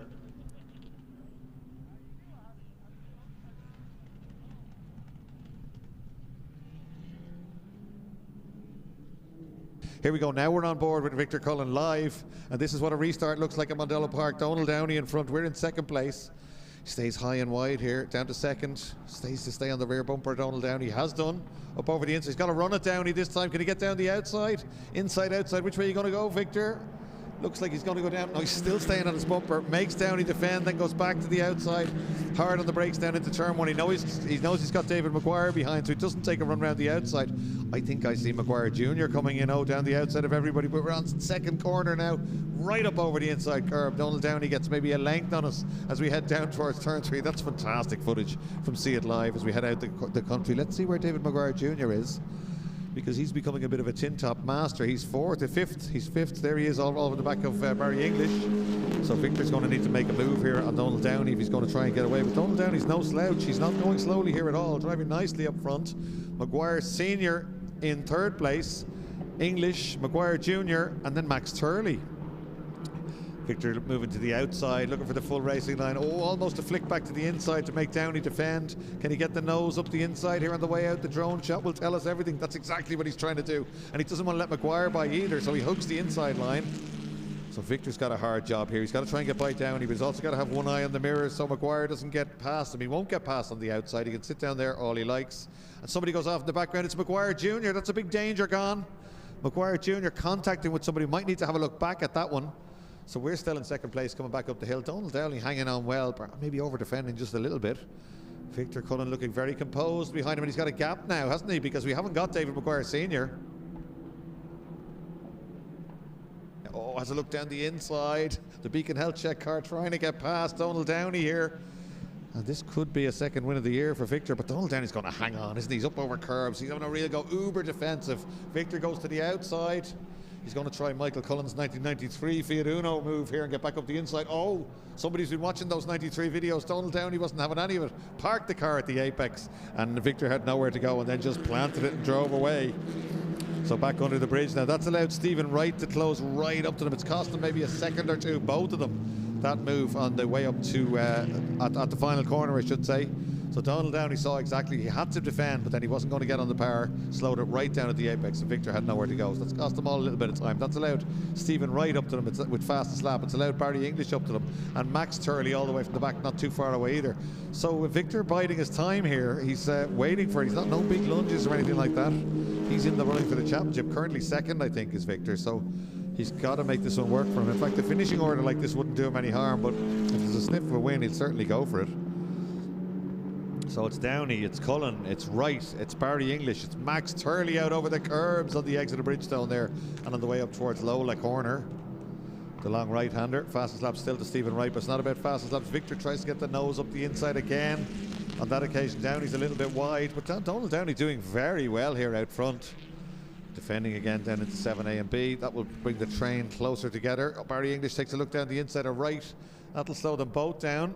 Give Victor Cullen a little bit of a break there, and they go through 7B together, slow them down more. Downey defends again, but every time Victor gets this break before, Donald Downey slows them all right down. He knows exactly what he's doing up front. So it's Downey, it's Cullen, the young guns out front, then it's Barry English, Stephen Wright, and Turley all the way from the back. Victor has a look down the inside. Donald Downey's gone wide. He's trying to get the nose up the inside all the time. You can almost see what he's trying to do there as they come back towards Nordic Spirit, up over the inside. Oh, a little bit of opposite lock for Victor. This is great onboard stuff. Downey defends again. Victor goes up the outside. He's looking for a better exit. He's timed it better this time, and he goes to the outside. He could get alongside here on the main straight. He is alongside. What a shot on board with Victor Cullen. Downey on the inside, Cullen on the outside, under the Alfa Romeo bridge, down into turn one. That's Victor Cullen using his head up at the final corner. Downey hangs on, but only just. Victor sits around the outside, but tucks back in behind him. But that should work next time around. He's got to run again through Campion corner, door to door. Contact from Downey and Cullen now. Cullen on the outside, Downey on the inside, heading out towards turn 3. Proper excitement here. Barry English looking up the inside. Victor needs to stay around the outside here and not lose that second place. He should be okay, but Barry English draws alongside, but he's on the inside for the next one. Almost door to door. We can read the sign writing on Barry. Oh, Barry English puts the big squeeze on. Victor's not having any of it and sends Barry English out wide and maintains his second place. Wright goes through. Barry English will now know that he's going to have to try a different tactic if he can get up there again. Well, this is excitement, isn't it, at the end of the SEAT Super Cup Ireland race? And Donald Downey, it has to be said, is really remaining calm here. But Victor gets a run at him again, out onto the back straight. Downey very defensive. Victor gets the run. He doesn't want to go down the outside. Too many people there. He's just going to have to sit in behind him. He doesn't go down the outside because he knows what's going to happen. So Downey can stop him again here at the apex if he wants. Every time they get a break. Oh, Victor gets a run here again on the way up. He could be on the inside for Brains Benz. He is on the inside. Downey's on the left of us here. He's going to take the lead. Down the inside, Victor Cullen leads now. He's up into the lead. Downey back to second place. Right now having a go at Downey, and Barry English alongside him. This is incredible stuff from SEAT Super Cup. Well, throw a couple of young drivers in if you want entertainment in a race like this.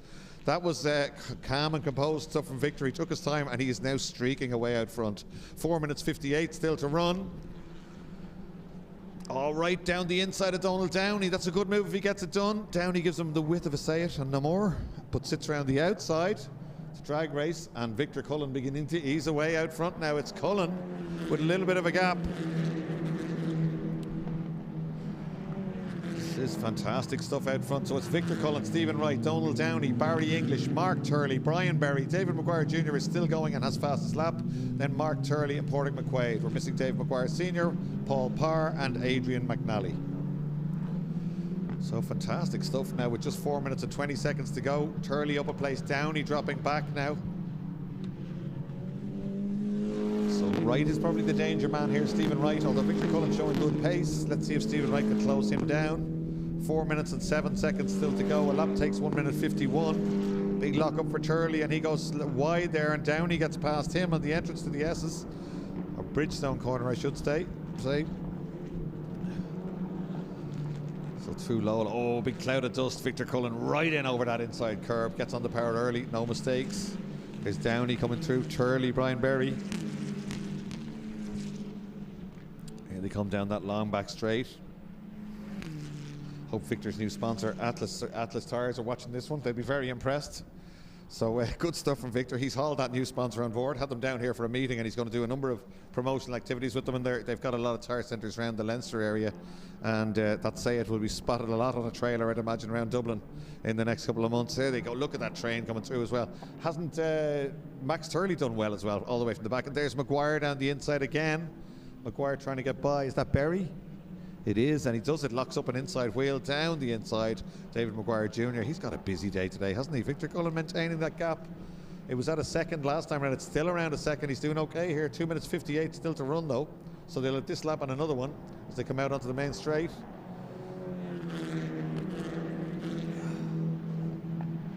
Gap down to 0.8, so only 2/10 in it really. There's David Maguire Jr. now down the inside of Turley. Down the inside of Downey, which puts him up to 4th place. A good run by David Maguire Jr. Fastest lap of a 49.6. There he is, the red and white car on the right, the Baxter Motorsport car. So there's two of the young guns in the class again, David Maguire Jr. and Donald Downey. Donald Downey coming up from Formula V and Formula Ford 1600 into Sayed Super Cup, run by his dad John Downey and JD Racing. His sister's racing Ford Fiesta Z-Tex. No formulas involved there. She's going nicely in the rookie class there as well. So up front it's Victor Cullen, but I think slightly closer on the international loop is Stephen Wright. Now Victor's holding that. It's not certainly not being eaten up. If the gap is closing, it's only by small amounts.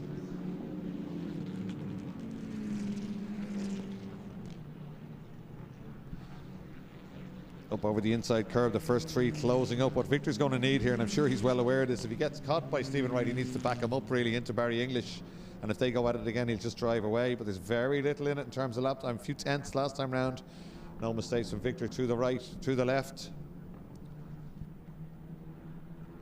So 1 minute 27 to go. So they will start their last lap this time round. Big lap for Victor Cullen. We're on board with him again, up over the inside curb, right out to the exit curb there. Great stuff as he heads up to the final corner. He doesn't have to defend. That gap is static, you know. It was 8.8 last time round. I think it's pretty much the same. Here he is out onto the main straight. You can get great footage. You can see him put the right foot down. See him steering right out to the curbs, right into the barrier now.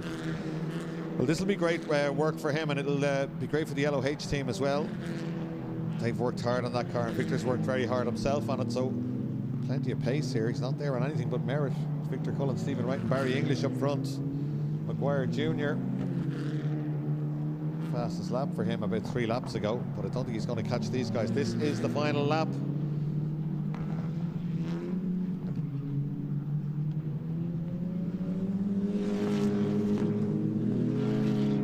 Here he comes. Stephen Wright definitely a little bit closer on this, the final lap. Down into Bridgestone corner. Locked wheel, they get turned in. Victor gets a lap or two, a length or two on the way out though. Got on the power certainly earlier there and increased his lead slightly on the way out.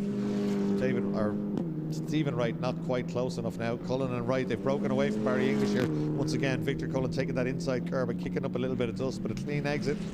As long as he doesn't make any mistakes, he should be okay here. There's about 4 lengths in it there as they head down the back straight. Top gear now down towards 7A and 7B. Wright closes up a little bit on the brakes. Get through 7B. Victor gets away again and brings it out to a length or two on the way back up. Holds the centre of the road in case of a dive here. He's not going to allow. He's gone into defensive mode now. It's game on with 4 corners to go. Bahrain's bends through the right. Bahrain's bends through the left for Victor Cullen. Up over the inside curb. Checkered flag is ready below us. The Atlas Auto Service and Beacon Hospital car still leading here. Could this be a win for Victor Cullen? It'll be well earned, whoever wins it. To Nordic Spirit corner for the last time. Victor Cullen now heading up to the final corner. Nothing Stephen Wright can do about it. Great drive from Stephen Wright to get back up there, but it is going to be Victor Cullen as they come out of the final corner. No mistakes for Victor. Here we come down to the line.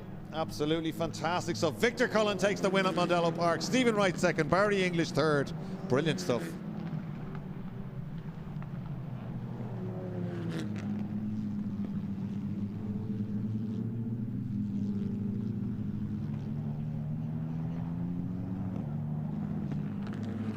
So great stuff from Victor. Family support here with us as well in commentary. So congratulations to everybody involved there.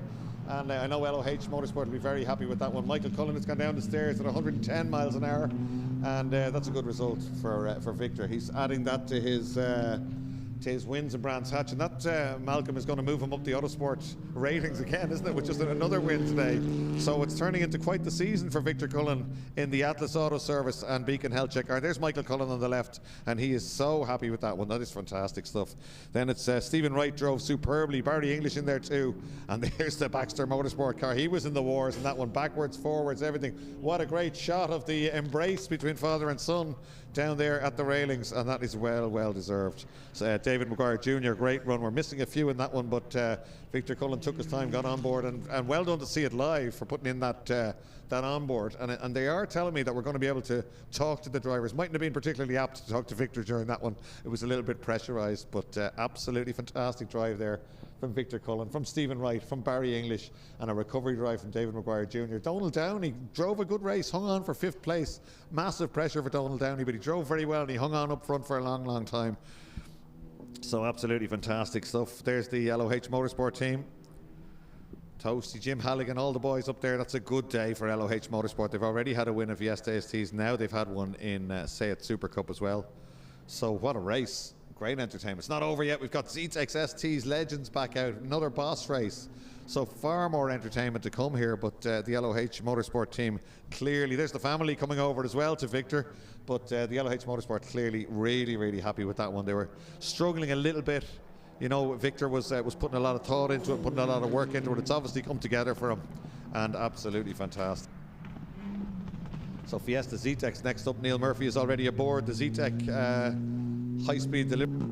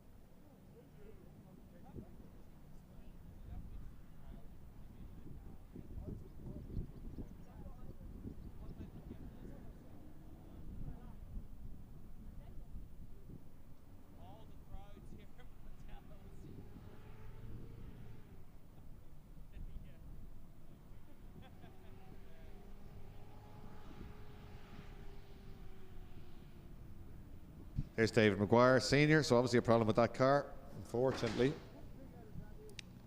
Wonder will they get that one back in.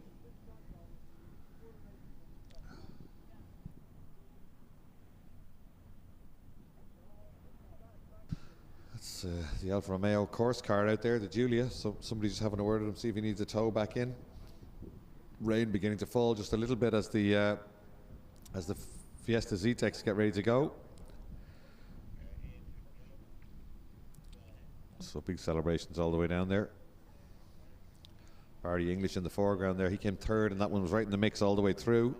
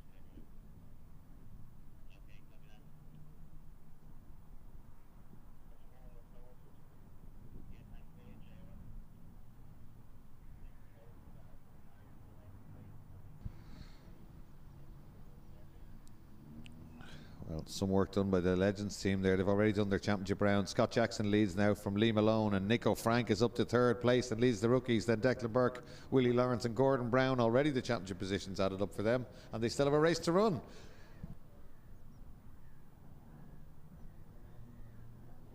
So here comes Neil Murphy with his flashing lights on his high-speed delivery van, the Fiesta Z-Tech van that we presented him with last year live on this coverage. He loves doing this bit, leading them around on the opening lap.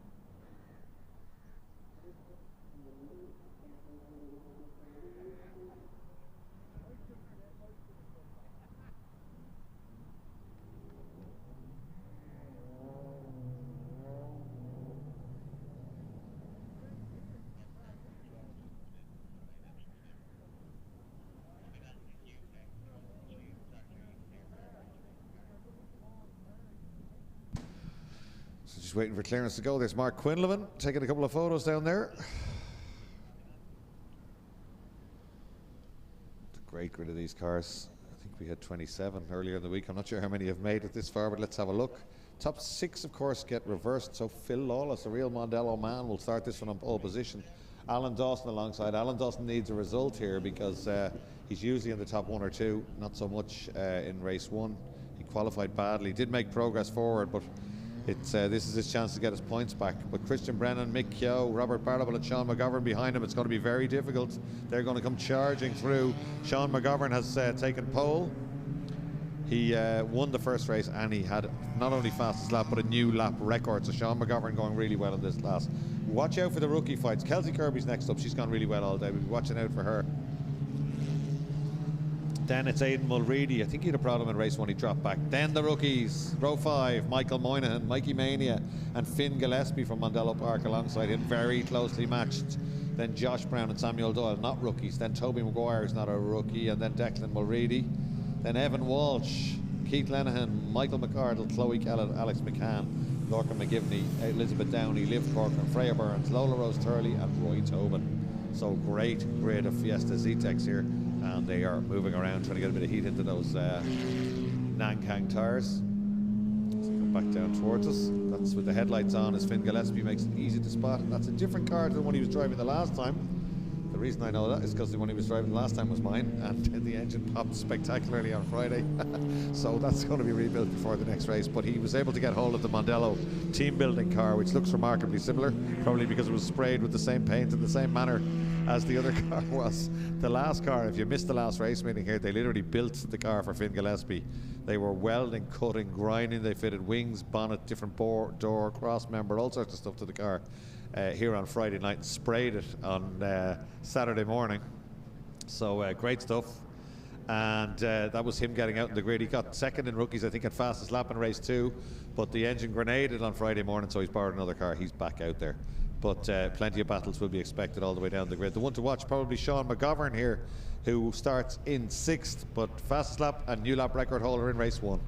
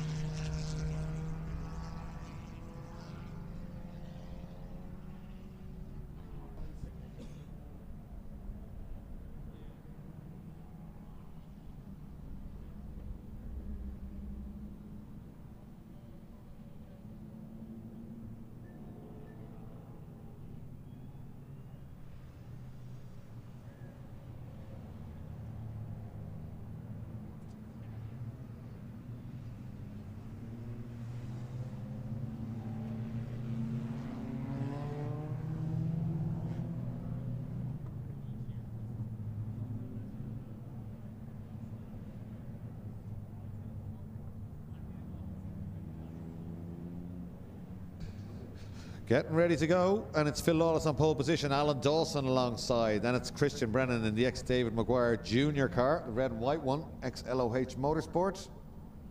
And then it's a man that went so well this morning and was absolutely over the moon to get his first podium, Mick Keogh in car number 3, absolutely immaculate as ever.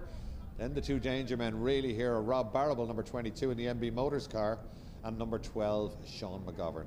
Watch out for Kelsey Kirby next up, great pace all day. And Aidan Mulready will be looking to make up for his performance in race 1 when he dropped back just a little bit. So getting ready to go now. Lawless will, if he gets out front here, if he can get to the first corner, which I think he can, although Dawson just out drags him as they pull second gear. Yeah, Dawson clearly quicker and just comes across the front now. McGovern stays, doesn't go down the outside just yet. Look at McGovern, here he comes now, having a look down the outside, late on the brakes. He wants to get around the outside of Mick Keogh. He's not going to get that done. He's back beside Barrable, I think, but we're all clear. No problems there at all. Liv Corcoran side by side with Elizabeth Downey as they come out there, but Dawson is away down the road already. Great first 2 corners. So Christian Brennan getting a little bit of help now from Rob Barrable. You're not in a legend now, Rob. And Mick Keogh getting boxed out NASCAR style, and 1, 2 cars going by and possibly 3. Sean McGovern trying to get up the inside. Rob Barrable places the car beautifully to get alongside Christian Brennan now on the run up the hill. But he'll be on the outside when they come to the S's. These cars, you can sit around the outside. That's what he needs to do. So Lawless in second place with the head down. And it's Christian Brennan just hangs on ahead of Barrable, McGovern, Keogh, Mulready, Kelsey Kirby, Sam Doyle, all the rest coming through. We'll update you on the rookie battle when it calms down a little bit up front. There's Dawson, big long wide line there. Lawless goes with him. They're all taking the same line except for Finn Gillespie, who drives down around this circuit for a living, and he's up the inside of Sam Doyle. Just Finn with the headlights on just to differentiate him from the rest of them. It actually works. So on the brakes. Oh, McGovern with a big lunge down the inside of Barrable. Barrable goes a little bit wide as a result. Will McGovern get up the inside on the exit? Hard to see from this shot. Let's have a look. It's certainly still Dawson. Not streaking away as much as he did in the first lap. Keith Lenihan goes through in the beautiful Keith Lenihan Motors car. Google him if you're looking for a good podcast. To the right and left, they come back towards us. That's Bahrain's Benz. And inching away now is Alan Dawson. Probably needs to get away a bit more than that, because surely McGovern will forge his way to the front at some stage. That's Lola Rose Turley cutting grass out there.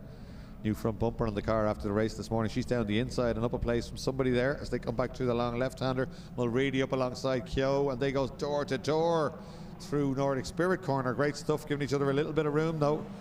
There's Christian Brennan up the inside of Phil Lawless. Kelsey Kirby in the mix in that one too. Dawson just getting away. Phil Lawless perhaps the cork in the bottle. Phil isn't slow, but there's a queue of really quick guys behind him. He won't be easy to pass.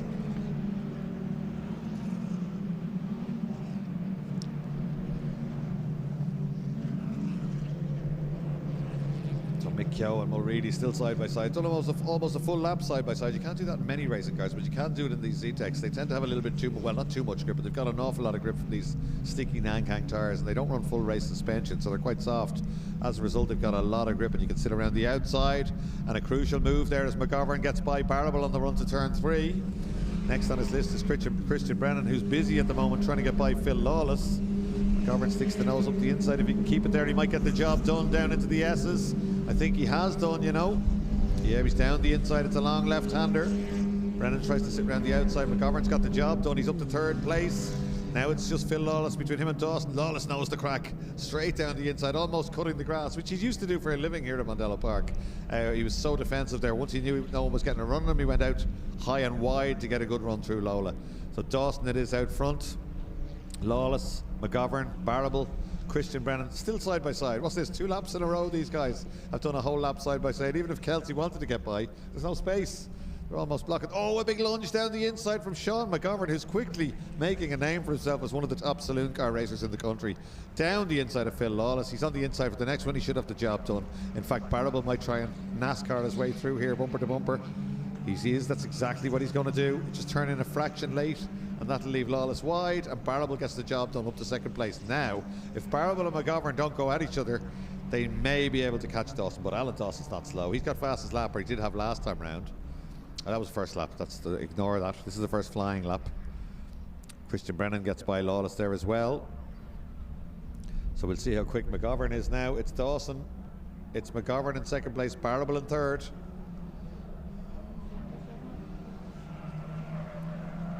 Lawless getting a little bit defensive there. Mulready, Keogh, Kirby.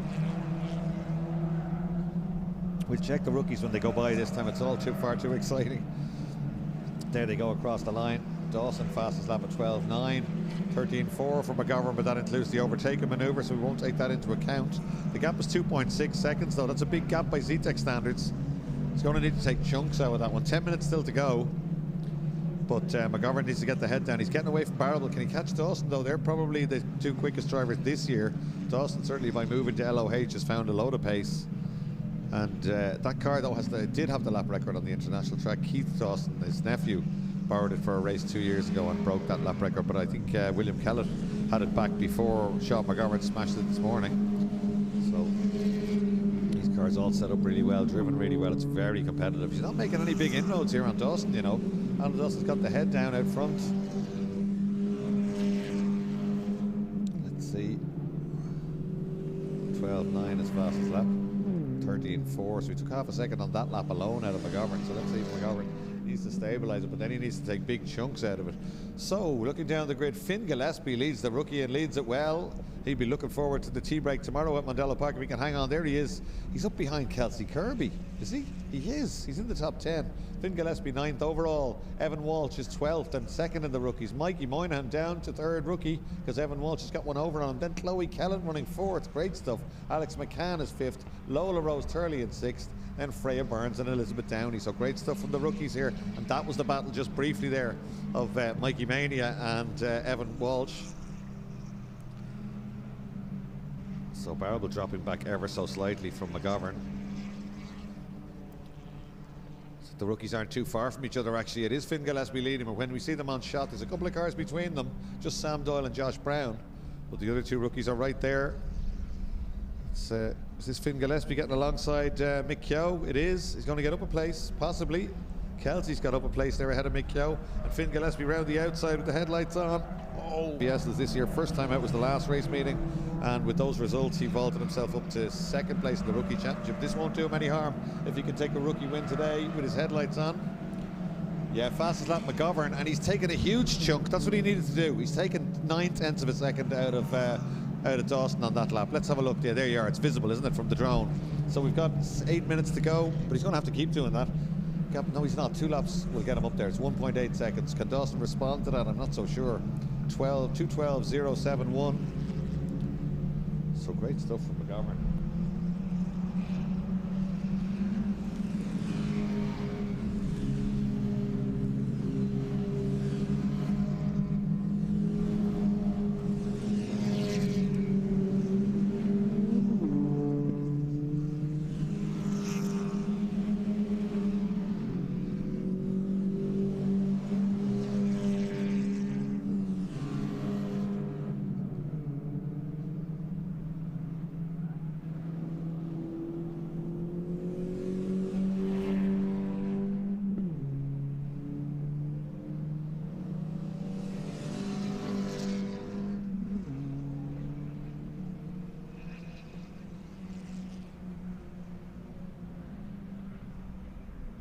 Phil Lawless now defending from Mulready down into 7A. A little bit on the inside.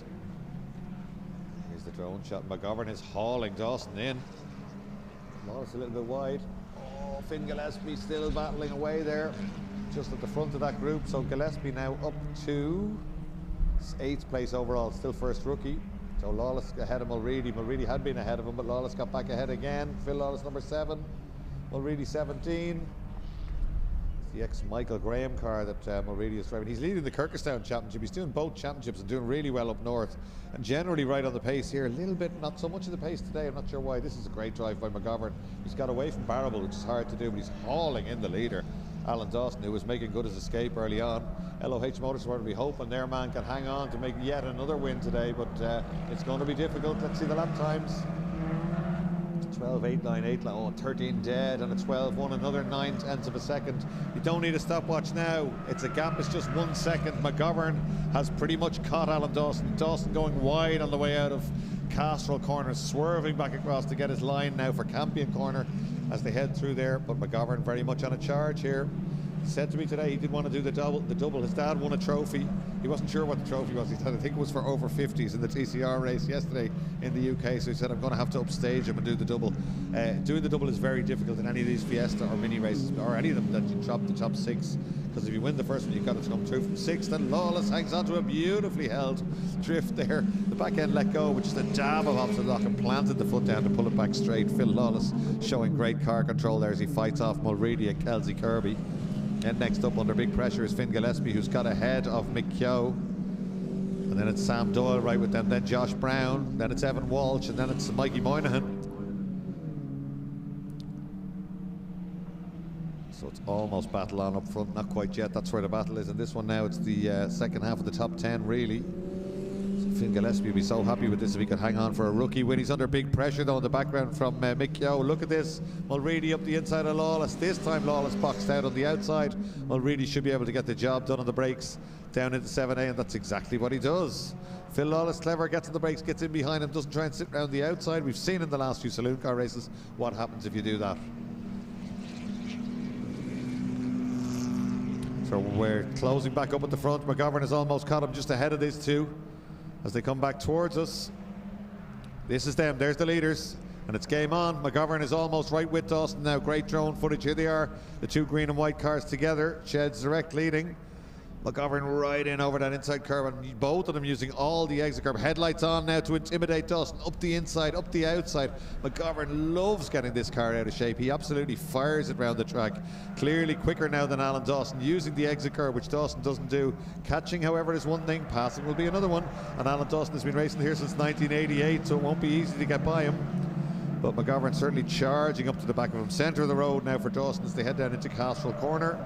A late turn in for McGovern. He's right on the bumper now of Dawson as they approach Campion Corner. It's grabbed third gear just here. That corner completely flat out in the Z-Tech Fiesta. In fact, you're edging the car out towards the exit curve to try and maintain all the speed you can and not scrub any speed off. Here they come down to the double apex right-hander now. McGovern quicker through there, closes him down again. But Dawson certainly not looking rattled at all.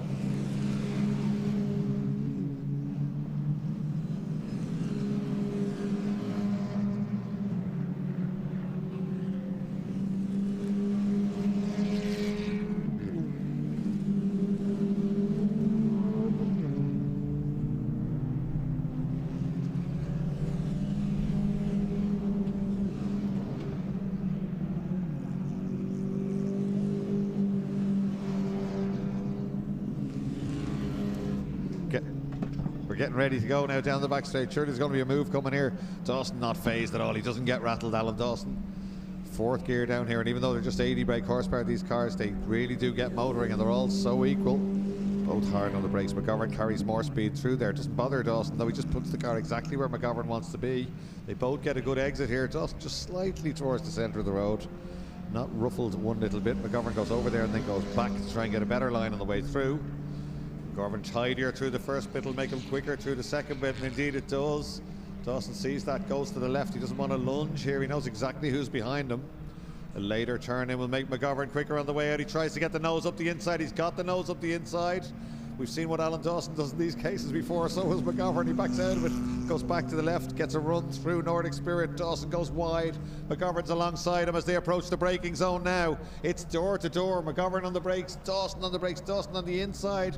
McGovern tries to get the nose up the inside. He's got the nose up the inside. He's getting the big squeeze from Alan Dawson. And Dawson almost putting him in the pit wall there. McGovern having to lift out of it again as they go by us. And this is going to get hectic. We've still got 1 minute 34 to go. This is the final lap. Something's happened at the back. Lola Rose Turley making up a couple of places in the process, but we're all watching the front.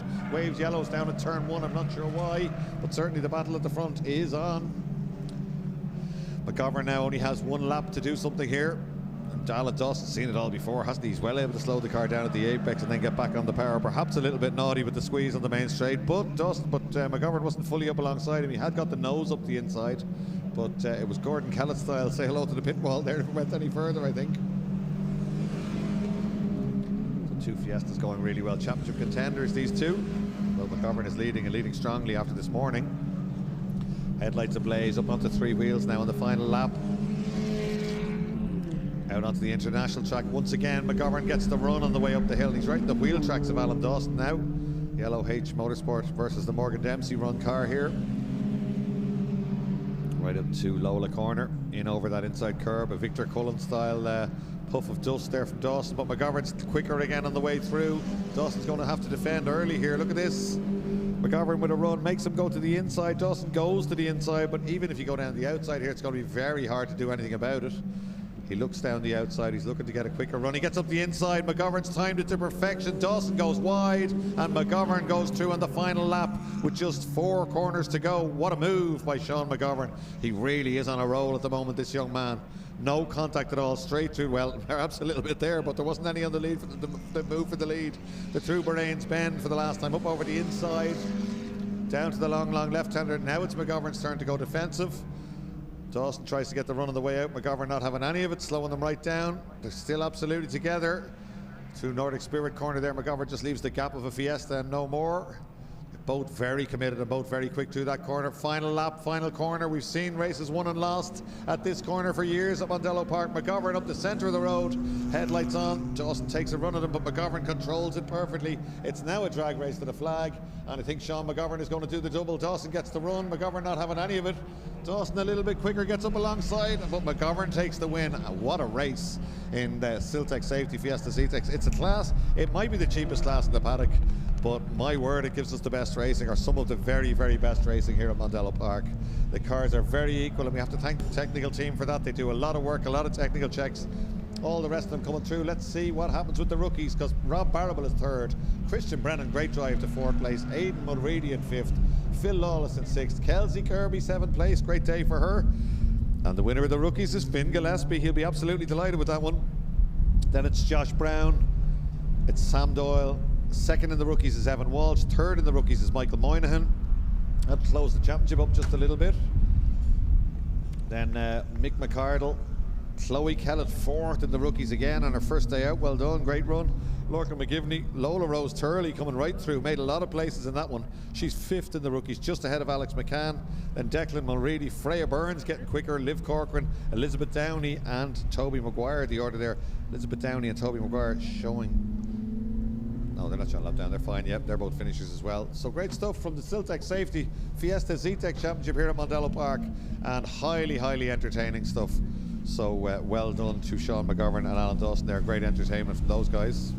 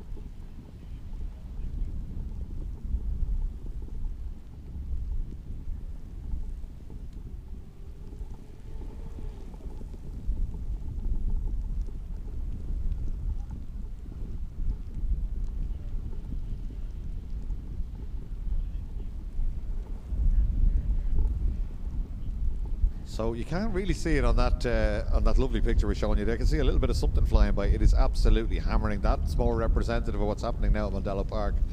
A little shiver here in the commentary box. There's very strong winds. They're just bringing this rain in, and they're bringing it in so quickly you couldn't really prepare for it, because we've still got another boss race, so they'll have to change that. Look at that park farm, full of Fiesta Z-Tech. There's Liv Corcoran up the top having a chat with Mick Keogh. Everybody does the angles and the steering wheel inputs when they're talking. They're having so much fun. A lot of novices in this race. It's a great class to train people to get into. And if you want to come racing at Mondello Park, you could do worse than have a look at this. Neil Murphy minds them all like a daddy down there in the pit lane. And if you have one of these Fiesta Z-Tech cars, you can do the 6 hour, the famous 6 hour race in November at Mondello Park. 4 drivers in a car, 6 hours, starts at midday, gets dark at about 4 o'clock, and it goes on obviously until 6 o'clock. And all the top teams do it. We've had Formula 1 drivers, we've had British Touring Car drivers, we've had World Rally drivers, anybody, huge names doing it, right down to Joe Bloggs, who happens to have a Z-Tech in his garage. So have a look at that one, get prepared early for it, and you split the cost 4 ways. It's not an expensive race to do. So great stuff from the Fiesta Z-Techs there. A lot of people will be very happy with the performance of that one, as the Patch Tire Equipment Junior Mini Challenge cars come out for their second race of the day. Difficult conditions for these, I won't say kids, for these young drivers. There we are, it's Kyle Irvine on pole from Leo Richardson. Richardson went round the outside to take the first win. Leo Richardson is unbeaten in 2025 in this class. He's had 5 wins, he'll be looking to make it 6. There's the rest of them coming out. Rain changing, well, rain won't, they won't have had a chance to change anything on the cars, I doubt, because the rain, they were really only leaving assembly when it started raining. There's Kyle Irvine who started on pole. Leo Richardson, 5 straight wins for him in the Paul O'Brien racing car, POB Racing and Mount Marion cars. And Jaden McBrearty in the Stables car, Logan Hoy in the FPS car, TJ Taft, Jack Files, Martin Finnegan, Joe Richardson, Harry Fairs and Daniel Heaps on row 5. They battled mightily in race 1. Then it's Travis Mulwhiney. I'm not sure if Travis is out there. Let's hope he is. We'll have a look. And Nathan Sweeney. They didn't make the grid for race 2. Let's have a look. Yeah, Travis is out there. Yeah, they're both out there. Well done to the teams. That's great stuff. Great to see Travis Mulwhiney and Nathan Sweeney both back out there after a little bit of damage in race 1. Harry Dowling and Leah McManus, Alex Watkins and Keith Burke, Gavin Brown, Megan Daly and Ryan Donnelly. So great stuff. Patch Tire Equipment Junior Minis, 120 brake horsepower, R50 Mini Cooper or a standard one, a Mini 1, 1.6, and with the championship map, they're somewhere around 120 brake horsepower. Championship maps all the same, and the scrutineers can download the maps and view the maps at any time. So all very tightly controlled. Even a controlled spark plug, you have to use a specific spark plug. If you want to see the regs on any of these classes, or you're thinking of getting involved, ICCR.ie. Click classes, click on the class you want, and there's a link to the regs. It's very good. It's got championship standings, information, how to get your license, how to get the starter pack on your license, all that sort of stuff. ICCR.ie. It's a very good website. So have a look at that if you're interested in any of the classes you saw at Mondello Park this weekend.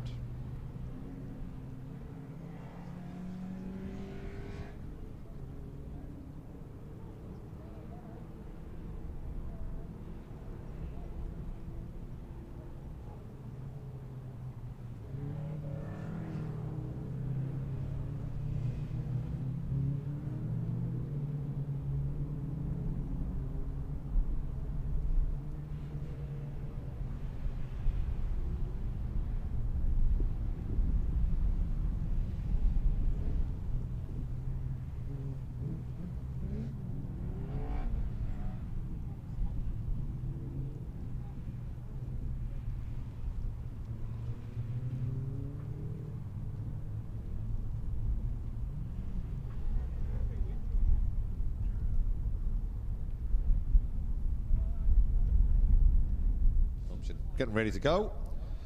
Irvine again up the front. Once again, Logan Hoy well back from his starting point there. I'm surprised at that. He's got 2 or 3 feet to give. A few of them have. Most of them have got this and moved forward. But there's that shot. Look at Logan Hoy in the second row of the grid. You can see that FPS car could be a few feet further forward, but he's given that away. It's all going to be about balancing wheel spin. They're not slow and they're not short on power. 120 horsepower, so you can light up the fronts really easily. But they've all got good starts. Logan Hoy, despite what I said, gets the best start just to prove me wrong, and he blasts down the outside for FPS under the bridge. He's level with Irvine. The Irish Rallycross Junior champion is later on the brakes, gets the nose ahead. Irvine just matching him. Can he sit round the outside? Richardson down to third, down to fourth place now, which will give us plenty of entertainment. Logan Hoy in second, bumper to bumper with Leo Richardson. Round the outside comes McBrearty, happy to sit up on that exit curb. Slippery place to be, it doesn't bother him. So it's Irvine, it's Hoy, Richardson though down the outside of them both. He gets down the outside of McBrearty, tries to sit around the outside of Hoy, and does do it. They both find Irvine in their way. Hoy gets a tighter line, but Richardson I think is going to be able to sit around the outside and will get the job done into Bridgestone. Got side by side now, door to door as they come back down towards us. And Richardson is back up to second place. That sends Hoy a little bit wide. But he's a junior rallycross champion. He'll be looking for grip around there. There's young Jack Files, beautifully prepared car. He's side by side with McBrearty now. Watch out for him. The light blue and orange striped car. There's Nathan Sweeney, Fairs, Joe Richardson, all the rest coming through. And that's Taff down the inside of Hoy now to take third place away. This is great stuff. TJ Taff. And he's got third place as they head down there out of nowhere. Leah McManus looks like she's making a bit of progress as well. The rallycross drivers back coming to the fore here, and Hoy gets it back, but TJ Taff goes down the inside of Hoy again on the brakes and takes that place back, and he's looking for Irvine too as Richardson leads this one. Richardson it is now from Irvine, from Taff, from Hoy, from McBrearty and Files. Then is that Sweeney next up? It is, I think. Oh, somebody backwards. Martin Finnegan, off he goes. Should be able to get that going, and there's no damage, I don't think. All the rest of them coming through. There's Travis Mulwhiney. Watkins coming through. All the rest of them. Finnegan recovers now, number 45. Famous surname, famous number, Martin Finnegan. And he gets going again. A young man that's made great progress under the guidance of Peter Barrable in testing and stuff, but just the back end swapped on him there. First forward, a bit of a break here as they come up towards us. So it's Richardson, it's Irvine, it's Taff, Hoy, Files, McBrearty, Heaps. Nathan Sweeney going nicely here, the DMC car. He's up a couple of places, isn't he? Let's have a look when they go by. Richardson leads by 0.3 of a second. It's nothing. In fact, he has to go defensive down into turn one. And Irvine gets down the outside of him on the brakes. Oh, Heaps goes off at high speed and he's over. In the gravel, just digs in and over he goes. Daniel Heaps just sideways. He's very sideways driver by nature, but that's going to give us an immediate red flag. Safety always paramount when it comes to juniors. He'll be absolutely fine. It was actually a relatively low-speed roll. It just, the gravel caught the car when he came in there. He was out of shape before he left the tarmac.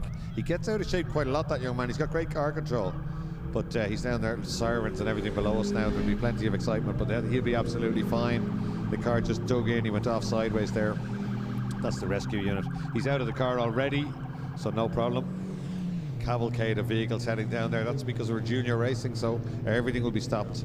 Cars will be brought back to the grid at low speed. They'll be regridded. We'll make sure he's okay. We get there. He is. He's absolutely fine. He's out of the car. That's a young man we'll look forward to watching. He's very, very, very sideways and has great car control always. And he's right in the mix there. That is the Kernahan car, Ruben Kernahan car actually. But it shouldn't be too bad. It rolled over a couple of times, but it was the gravel that did it. Just the fact that it dug in.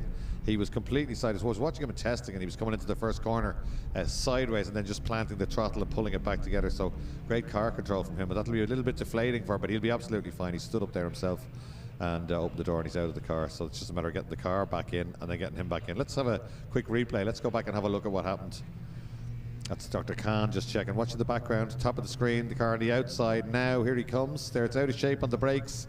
Back wheels have locked by the look of it. In it goes, just digs in and goes onto its side, onto its roof, and back over onto its side again. So a gentle enough roll, and he's absolutely fine. I wonder, was that a problem with the brakes? Because the backs looked like they locked there. It was almost like he pulled the handbrake, which you can be sure he didn't do. But yeah, good car control, that young man. If there was a little bit more runoff there, he would have held that. No, but look, he has them all laughing there. He's obviously entertaining them. He's quite the character. And a number of people, one of a number of these drivers that's well able to drive the car. There he is out of the car. Car will be put back onto its wheels now. John Rock is down there, Barry Swan, a load of them, very, very experienced guys. So great to see them around them.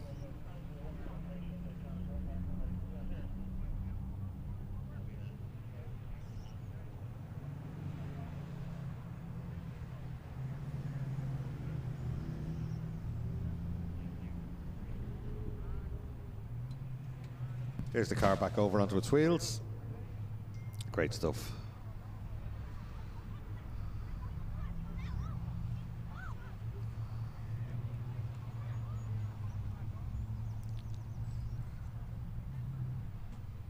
So fantastic stuff. The car, a little bit of damage, but it'll be superficial. That'll be relatively easy for me to say, but it's not. There's there's not massive structural damage there, and he's already on his way back up to chat to his family, but he's absolutely fine.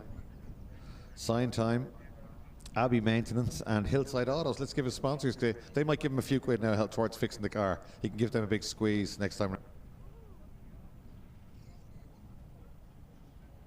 So yeah, there you go. That car will be pulled out of the gravel now and brought back in.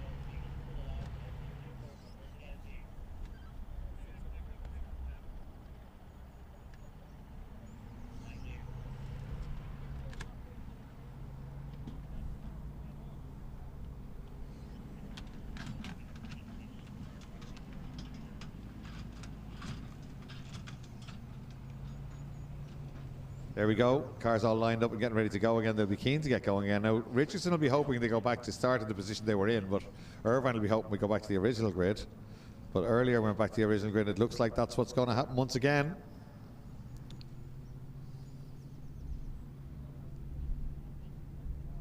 Well, they're certainly giving us great entertainment anyway, these Patch Tire Equipment Junior Minis. Irvine will start from pole again.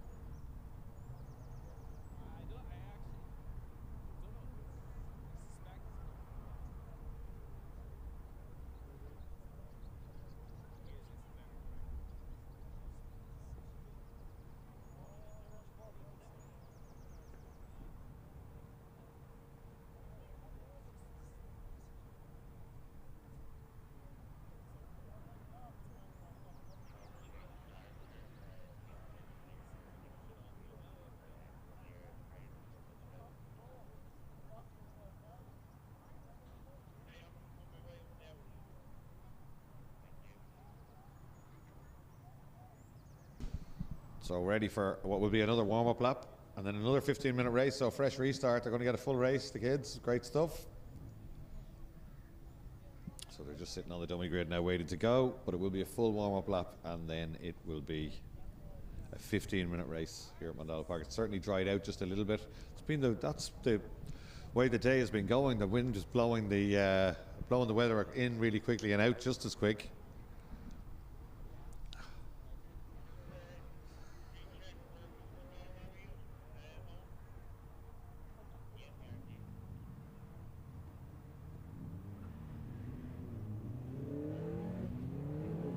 Full warm-up lap coming up here now, so they'll all be warming their tyres, trying to get them a little bit warmed up, even though the track is very wet in certain places out there.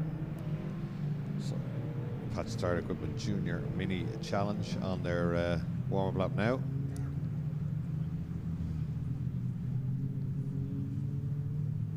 That gives you an idea how wet it is out there when you see the focus changing, and you can see those beads of rain on the camera down at Castle Corner. There's Neil Murphy up on the podium there, giving them a little motivational speech and doing his rookie podium. Neil Murphy from Siltec Safety. It's even wet on the podium down there. So rookies, that's them getting their prizes. That's Evan. Finn Gillespie, race 1 they're doing. Finn Gillespie delighted with this. Bragging rights for him at the coffee table at Mondello Park. 10:30 tomorrow morning when they have their coffee break. So he also works with all the instructors. He's full-time with us here at Mondello Park. So no harm for him to be getting on the podium. When he gets himself a P2 hat, he'll be getting a P1 in a minute. But the battle between those 3 guys and rookies. And here's Mikey Mania. Great stuff from him. He's leading the rookie championship, but they're so close, these 3 guys, and they're well up there. They're inside the top 10 in the last race, and you're moving if you're inside the top 10 of a Fiesta Zetec race. It's all smiles for all of them. Great to see it. So there you go. There's your first, second, and third in race 1 in Zetec as we head out onto the international loop with the Patch Tire Equipment Minis. Brian Matthews with me in the commentary box. Big supporter of Irish motorsport for many, many years. Actually sponsored the Zetec Championship for a couple of years. Supported it when it was nothing. When it started off, it's become the biggest saloon car class in the championship, and now he supports the youth. He would have been a big rally supporter for many years. In fact, very well known in rally circles. He likes the social element of rallying, if you get me. And would have been a big sponsor of Austin McHale, and in fact the whole McHale rally team for many, many years. So did a little bit of racing himself, and he's now sponsored these junior minis. So great to see. Mondello Park put a lot into it as well. We're going to organise a little bit of testing for them, exclusive, no charge test days for the for these mini competitors. As soon as we get a gap in the calendar, there's a lot of corporate events on down here at the moment, a lot of driver training events and early drive. It's hard to get the track free at any time.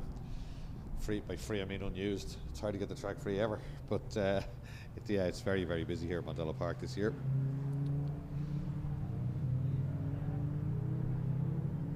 Here they come, and Logan Hoy will be trying to get that rocket-like launch again off the second row, especially with his sponsor FPS down here watching him. He could have led, he almost led the race with a brilliant start from the outside the front row. Now let's watch and see how many. Look at Paul O'Brien there. He's moving all his cars right up there. Keep coming, keep coming, keep coming. You got to go up right more again.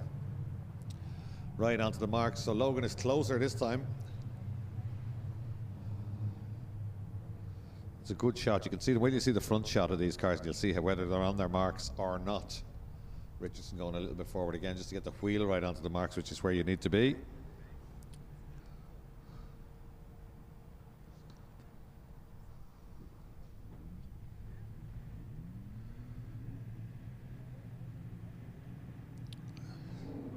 Away we go, and once again wheel spin for Richardson. Hoy gets a good start, but the front guys match each other there. Irvine pulls second gear and just seems to get more of a drive there as Hoy comes up alongside Leo Richardson down towards turn 1, and Hoy very late on the brakes and gets second place and gets alongside the leader there. So great stuff from the FPS car down into Castrol Corner up to second place and having a go now with the leader as they go through Campion. Great shot from above as McBrearty, I think that is, gets by Richardson there and gets the inside, should be able to hold that third place now. Down they go into turn 3, double apex right-hander. It's Irvine, it's Hoy, it's the stables car of McBrearty. That's the Mount Marion car, Richardson, who's dropping back. Oh my, you can't change much of the setup here, but he almost looks like a guy that has a wet dry setup on when it's greasy out there. Didn't look that comfortable in the car coming up out of turn 3. He'll get the head down though, and we'll see what. No, he won't, he's slowing. He's slowing. We've got a problem for Richardson on the outside, our championship leader, unbeaten so far. Championship leader, he's won 5 races in a row. He's not going to win this one. He got back going again, has he? He's right in the middle of the pack now, just at Lola Corner. Look back, look back, look back. There he is, 23. Great shot of him there, but he's back up to speed again. Well, it'll give us some entertainment. Let's see if he can make any moves. What happened there? Was it misgear? I don't know, but he almost came to a halt. 3 abreast in front of him. Joe Richardson, Travis Mahwini down the inside of everybody on the brakes down into 7A. But Nathan Sweeney in there too, and there's Richardson up the inside and just turning across the front of him. Nathan Sweeney, I don't think you saw him there at all, but he was fully ahead anyway. But certainly it is Irvine out front. Oh, a little bit of contact there between Gavin Brown and Keith Burke. Keith Burke, 54. In the TTW car, another POB run car. Keith coming up from karts, still racing karts, so a little bit of switching forward and back, which is a bit difficult for him.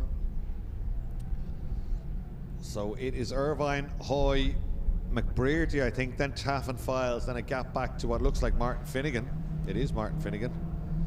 And it is Joe Richardson, high and wide. And it's Mahwini, Sweeney, Richardson again as they go by us.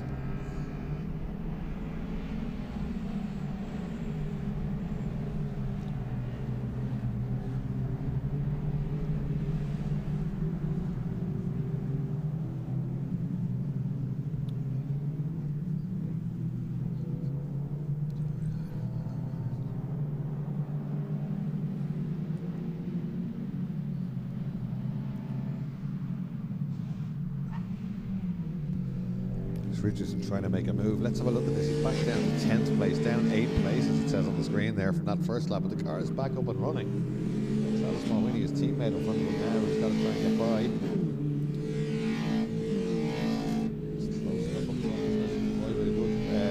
Runs through Bridgestone corner and gets a run up the hill.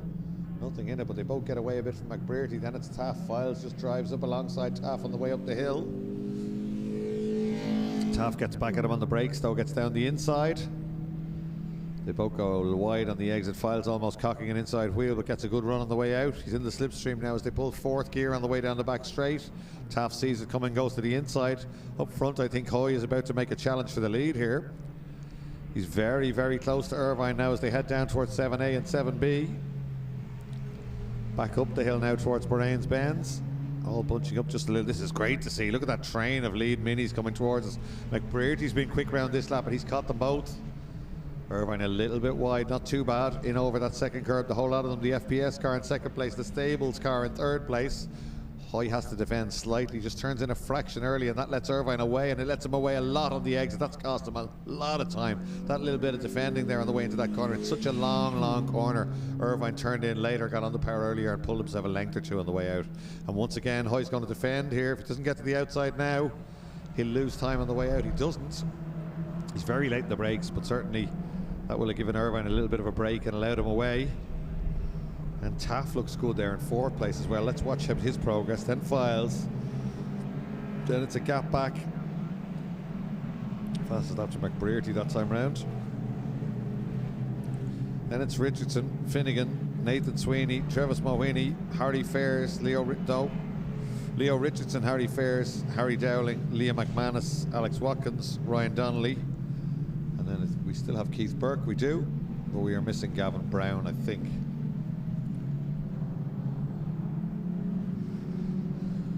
Irvine inching away a little bit, and Hoy missing the apex there at the second bit of turn 3, just a little bit wide on the exit, and again another length gone there to Hoy, and that allows McBrearty to get right up to the back of him, down into the S's, on the power back up the hill. So they're certainly different, quicker at different parts of the track. Hoy is particularly quick through that last corner there, but I think he's just inching away with a little there's been the odd little mistake, and that's allowing Kyle Irvine just to get away out front.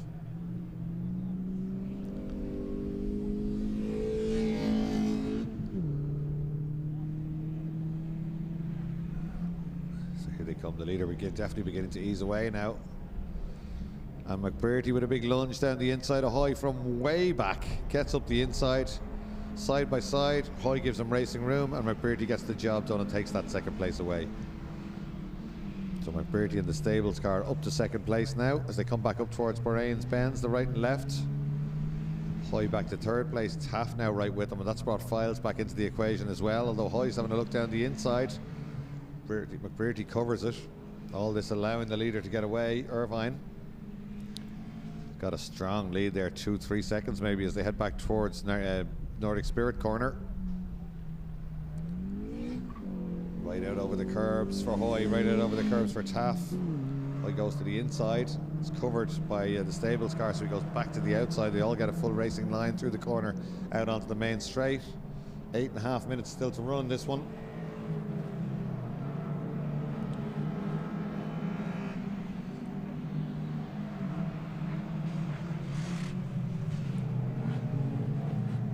Turn 1, Hoy up the inside again of McBrearty. We'll be on the outside for Campion corner.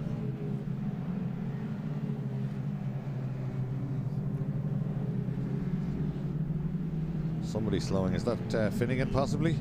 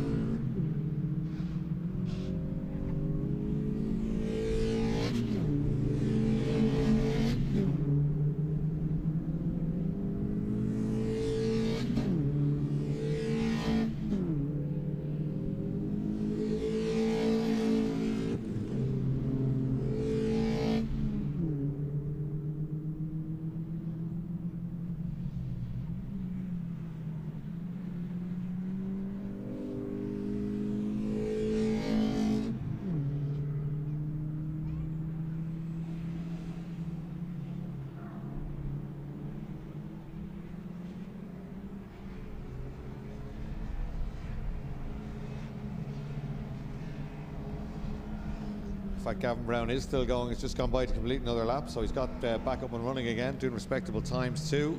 That's Mulwhiney and Sweeney battling away there on screen. So it's Irvine, McBrearty, Hogan, Taff, Files, Joe Richardson, Martin Finnegan, Nathan Sweeney, Travis Mulwhiney, Harry Fares, Harry Dowling, Leo Richardson, Leah McManus, Alex Watkins, Ryan Donnelly, Keith Burke and Gavin Brown.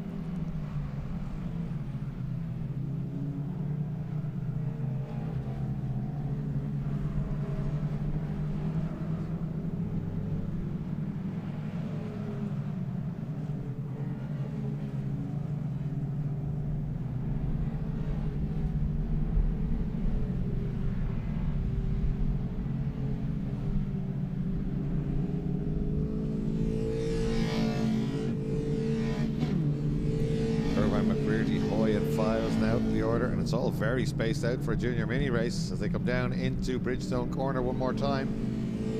Irvine out front, fastest lap to McBrearty, but just 2/10 quicker last time round, and the gap was at 1.8, so it's going to have to be a lot bigger than that if he's going to do anything about it with 5 minutes and 20 seconds to go. Leader heading up the hill already at Lola corner.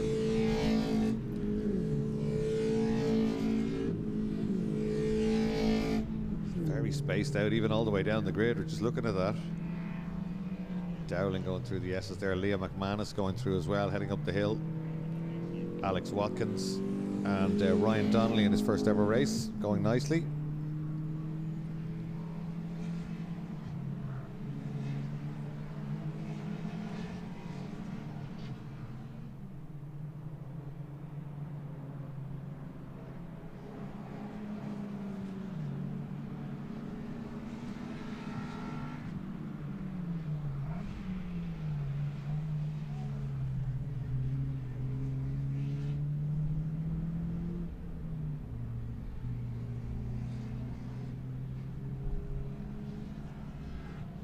So big battle still going on down the field, but up front it's definitely spaced out here. It's Irvine, it's McBrearty, it's Hoy. Files has got ahead of Taff, but that was last time round, so no moves since. They're coming out onto the main straight now, the lead group. A little bit of a battle we're watching there with Finnegan, Sweeney, Mulwhiney. Just ahead of them is Joe Richardson, and just behind them is Harry Fares.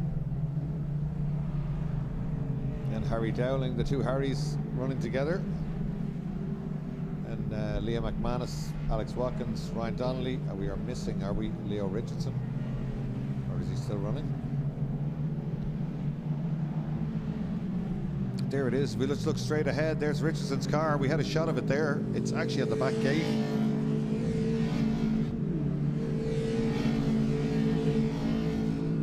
Yeah, I think that's the championship leader. Has not come through. He did 4 laps. He's not going to do any further. There it is. I think that's his car right there on the right hand side of the screen.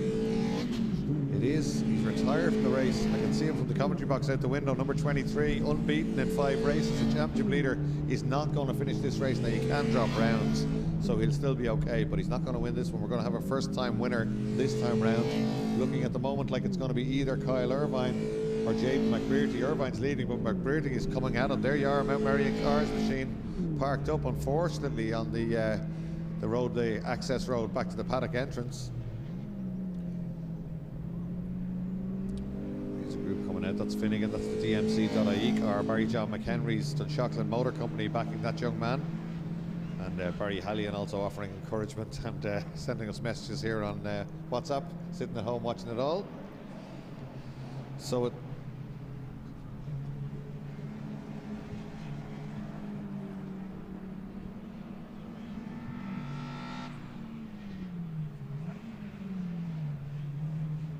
Irvine leads. McBrearty's coming at him and leaving Hoy behind. He's fastest man on track the last 2 laps. The gap was 1.7. I think it might be slightly less, but there's only 2 minutes to go in this one. So this will be starting the final lap. It's definitely visibly closer. Right out to the curb. McBrearty going nicely here. And Hoy, Files and Taff. Let's watch the lap times and they go by. 2:08.5. Irvine's gone quicker. 2:08.2 for McBrearty. Once again, another 0.3 of a second, but it's at 1.3. It's going to take a mistake for Irvine in order to be caught, because he's got the head down. He hasn't made any mistakes. He's in the 2:08s, but 2:08.2 fastest lap that time round for McBrearty. Jack Files has fastest sector 1, actually, quicker than anybody through sector 1. Hasn't managed to piece it up around the rest of the lap just yet.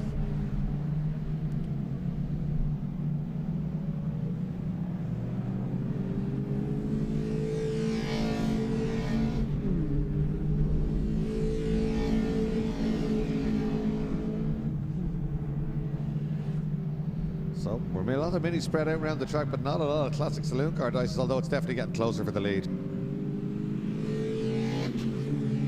This is it. So we could have a race on the last lap, because very much on a charge now is Jaden McBrearty for the stables, and it's visibly closer. Here we go. There's our leader on the last lap, up over the inside curb, right out to the outside. McBrearty's car, though, right with him. It was 1.4 seconds when they went across the line. It's nothing like that now. McBrearty on a last lap charge. Can he do a Sean McGovern on it here as they head down towards 7A, and he closes them in on the brakes from way back. He's up onto the back bumper, and up over the inside curb is Irvine. Kicks up a little bit of dust, but McBrearty's all over him now with just 4 corners to go. Here the two minis absolutely together. Will Irvine hang on? Can McBrearty pull it off here on the final lap for the Patch Tire Equipment Race 2? In over both curbs, both bouncing over the left curb. The stables car is almost close enough to have a go on this, the final lap. He goes high and wide. He's looking for a later turn in. He doesn't get it. In fact, that's an advantage to Kyle Irvine there. Even though he turned in earlier, he got away, and he's increased the gap, and that might save him, because McBrearty's definitely not close enough to have a lunge here on the final lap. Final corner, Kyle Irvine looking very good. It's going to be the first non-Leo Richardson winner of 2025. Great drive by McBrearty to haul him in, but it's going to be Kyle Irvine. Absolutely fantastic drive from that young man, and he takes the checkered flag to take his first win of 2025. He's quite the character, that kid, and it's great to see him getting a win. Kyle Irvine. Jaden McBrearty into the 2:07s last time round. That's a quick lap. 2:07.654, 4/10 I think off the lap record for Jaden McBrearty. A great drive from him. Logan Hoy back on the podium, TJ Taff and Jack Files, and it's Joe Richardson, it's Martin Finnegan, Nathan Sweeney, great result in 8th, Mahwini in 9th, Harry Fairs in 10th, and Harry Dowling is going to be 11th. Indeed he is, he crosses the line. Then Leah McManus, P12. She gets into the 11s on her final lap, fastest lap she's done. Alex Watkins next up. Ryan Donnelly, he goes through to get another signature for his first race. And then Keith Burke, who was involved in that incident, is still going out there, so he'll be next up. And they all get to drive by the Leo Richardson car. They'll be doing up championship point additions and subtractions, no doubt, very quickly on this one, because that's going to put him way back in championship standings. However, he will be able to drop that round when we start dropping them towards the end of the year. So great stuff from Patch Tire Equipment Junior Minis. Brian Matthews will be heading down now to meet JR and Neil Murphy and do his podium presentations. I think Mark Quinlan is probably around as well to get a few snaps as Leo Richardson's car is pushed back in. That is such a shame, because that young man very much on a roll, but it did give us a new winner here today in Kyle Irvine.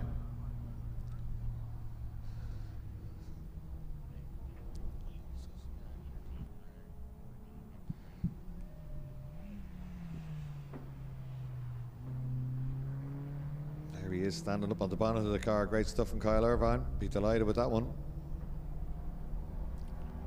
Drove really well. Big pressure in the closing stages there from Jaden McBrearty, who had fastest lap by a significant margin as he cruised up to the back, but just didn't get it right, didn't get it done before the checkered flag. Irvine wasn't going to hand it away anyway without a fight, and he takes the win, his first win of 2025 in the Patch Tire Equipment Junior Mini Challenge.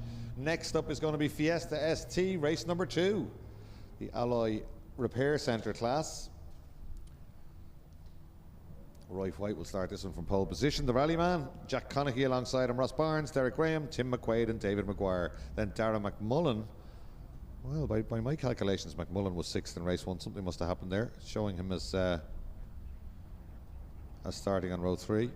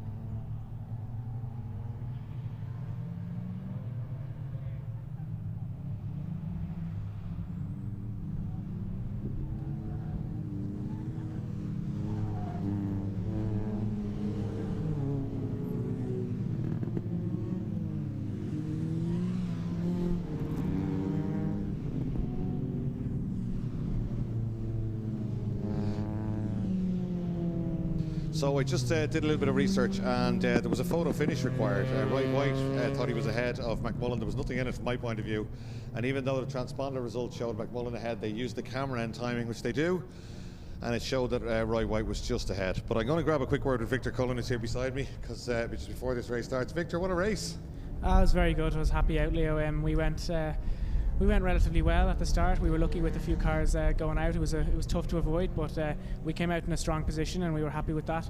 And then it was all about just getting the head down, preserving the tyres, and making sure we had the car under us to fight for the win. Speaking like a pro, Victor. Far from a pro, but I'm just happy out with the race win today. Your family was up here and your dad was absolutely delighted. It's not often you see emotion in him on a race day. He's normally clinical, but he was absolutely delighted with that one. I think it's the first time I've seen him where his heart rate was faster off the track than on the track, but I think we measured them earlier on, and he said that I think his was faster than mine. So he's very, very into it, and he's, from his granddad, from his dad as well. It's a great family tradition.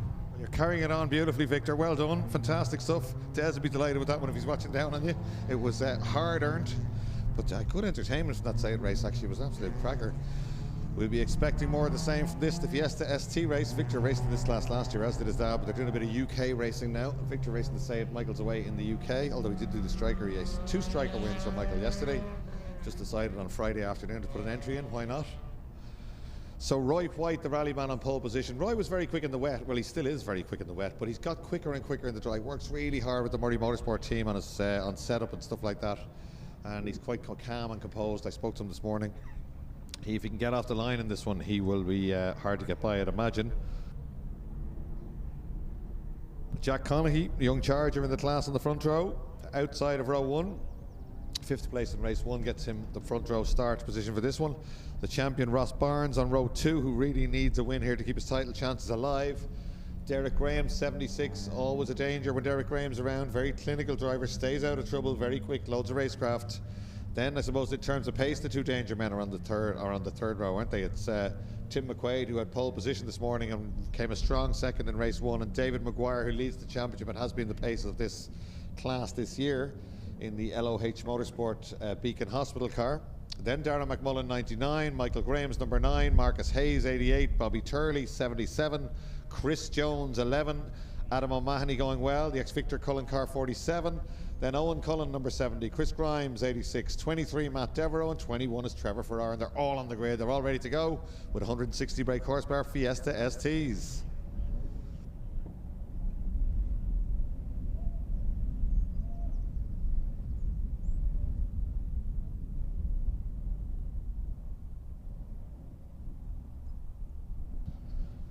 And Conaghy has his car angled slightly towards the inside. Very aggressive stance. Oh, that's a great drone shot right across the top of the cars, isn't it? Looks really fantastic. I have to say that, see it live, I've upped the footage, up the quality here. It's very, very good. It's White who gets away. Conaghy has to tip in behind him. Good start from Roy White. Marcus Hayes going slowly under the bridge. Let's hope the car's okay. Maybe, it's Roy White leading strongly now. Maguire already down the outside of everybody though.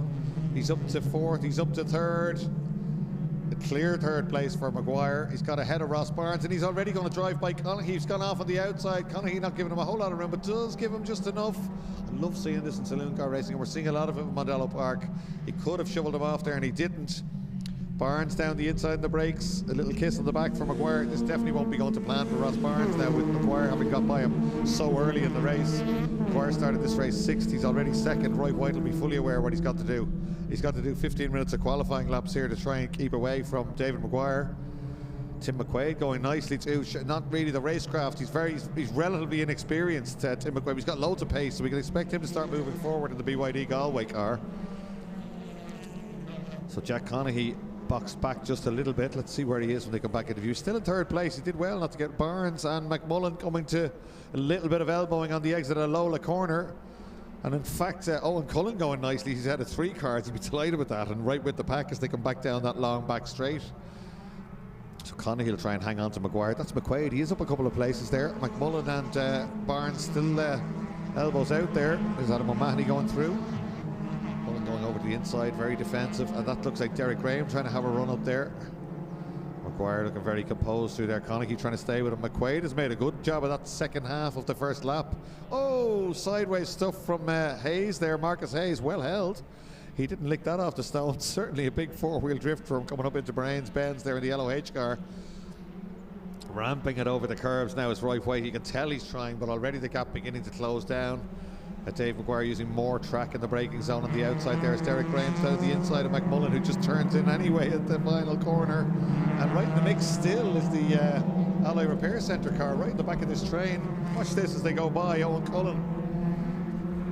He's still on the back of that train as they go by us. So it's White, Maguire, Conaghy, McQuaid, McMullen, Derek Graham, Ross Barnes, Bobby Turley, Michael Graham, Chris Jones, Trevor Farrar, Adam O'Mahony, Owen Cullen, Marcus Hayes, Chris Grimes and Matt Devereaux is the order at the end of lap 1.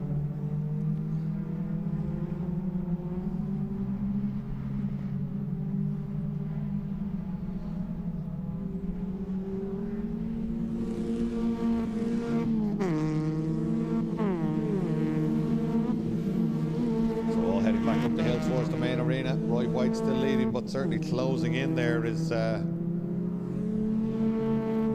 Maguire. Conaghy looking good in third place, not quite staying on Maguire, but Maguire is definitely bridging that gap now. He will have, I would imagine, have fastest lap the next time they come around.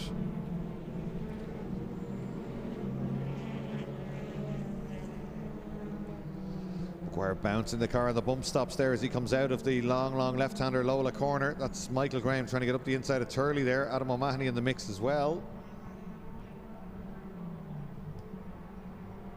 Once again, Derek Graham looks down the inside of Darragh McMullen, but McMullen not for handing that place away.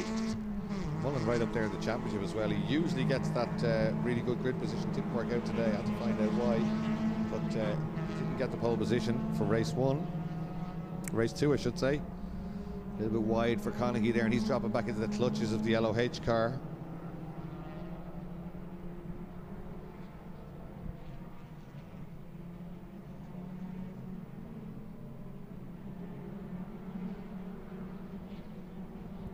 Here's Maguire now on the hunt, has a look down the outside. Roy White holds the inside, that'll make Maguire quicker on the exit. The apex gets on the bar, they're both using all the track on the way out. Conaghy under big pressure behind now because McMullen having a sniff at Tim McQuaid and bringing Derek Graham with him. And Ross Barnes well back there by his standards. Barnes, remember, the champion from last year. He's sitting back there in 7th place at the moment with Bobby Turley right with him, Michael Graham, Chris Jones, Trevor Farrar, Adam O'Mahony and Owen Cullen. Round the outside, Tim McQuaid right round the outside of Conaghy there at Campion corner. That's brave stuff, and he's managed to carry it off. McMullen's surely going to follow him through. He does, and straight into the back of McQuaid. And again, well, McQuaid's car getting a little bit upset at the back, just giving a little bit of a jump, but that's certainly Conaghy. Then gets the elbow by McMullen again out to the outside, but he keeps the shoe in. And Conaghy not lifting out of it, gets back down the inside. Derek Graham, meanwhile, is driven by both of them and goes right around the outside. This will be interesting stuff as they come out. But Graham driven wide. He always stays away from potential damage, does Derek Graham. That's Ross Barnes trying to get alongside him now. So Conaghy really trying to hold back McMullen now. He's trying up the inside now. McQuaid beginning to get away. Conaghy and McMullen absolutely together.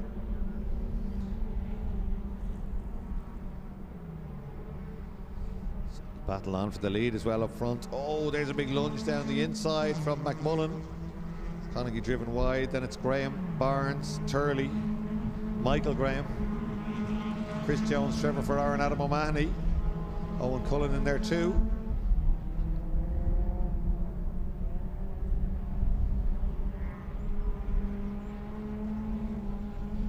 The battle closing right up for the lead now as they come back through Nordic Spirit corner. We're just waiting for them here, and here they come. Maguire on a charge right up over the inside curb, right out to the outside there, and Roy White just hold the centre of the road. He doesn't look anyway hassled by this, but certainly David Maguire will be looking for moves here. He's a very, very quick young saloon car racer with oodles of racecraft and has been going very, very well lately. We're missing car number 6. That's Jack Conaghy's gone missing. There he is. So Conaghy off, having a look around the car. Looks like a little bit of steam coming from the car. So gone around to the left-hand side of the car to have a quick look at it, whatever happened. So we'll see if we can have a look and see what happened there. Certainly now it's still as it was for the lead with, how long have we got to go? 8 minutes and 20 seconds. We're around the halfway mark. So just slowed off. Some mechanical problems for Connacht there. That's a shame. He's going nicely, but he's just slowed. We're told to pull into the side according to our drone footage. So no contact. Obviously some sort of a problem with the car there. As they head back down into the S's, closing them up once again on the brakes is Maguire, but still going very quickly as Roy White. He's in the threes as well. Only a few tenths of a second in terms of their fastest lap times. And that's Derek Graham has got by Darren McMullen. Oh, and he's off. Off on the outside, not sure what happened there, but Derek Graham off and out onto the grass on the outside.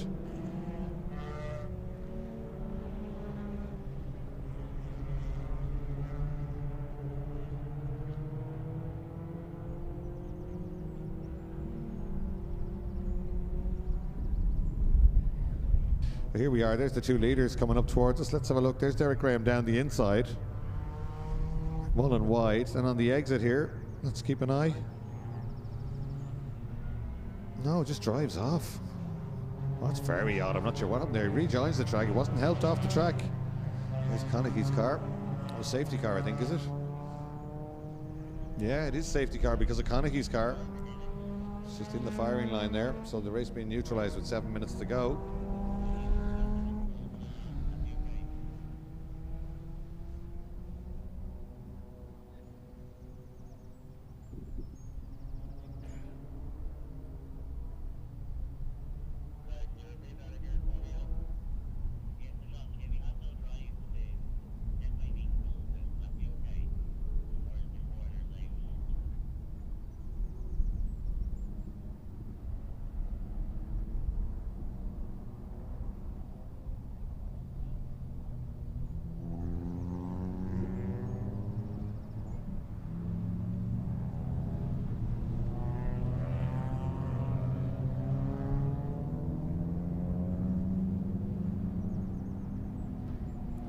So just trying to get a bit of info on what's happening, but it is indeed that car of Jack Connacht. So he pulled in there, probably had no choice, just pulled in at the exit of Bahrain's Benz, but it's actually right in the firing line for the cars that are coming up the hill and trying to get turned in there, so we'll have to be just dragged the other way. I'm not sure if they'll move it to the infield on the far side, which is probably what they'll do, or maybe they'll try and get it back in. It's a long lap, so if they can get it hooked up quickly, they might be able to get back running, but I know the clerk of the course will be saying, just get it out of the way.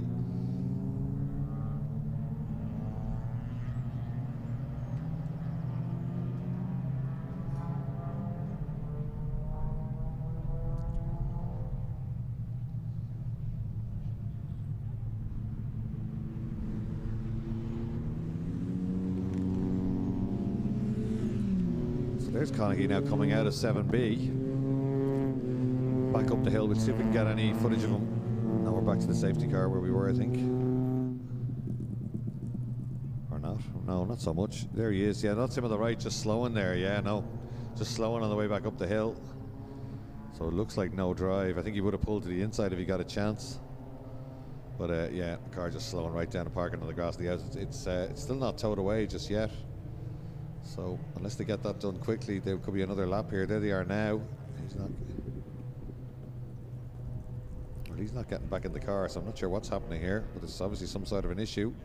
There's nothing being done. They must be, maybe, are they waiting for the teleporter? Which will take quite a while to get out there.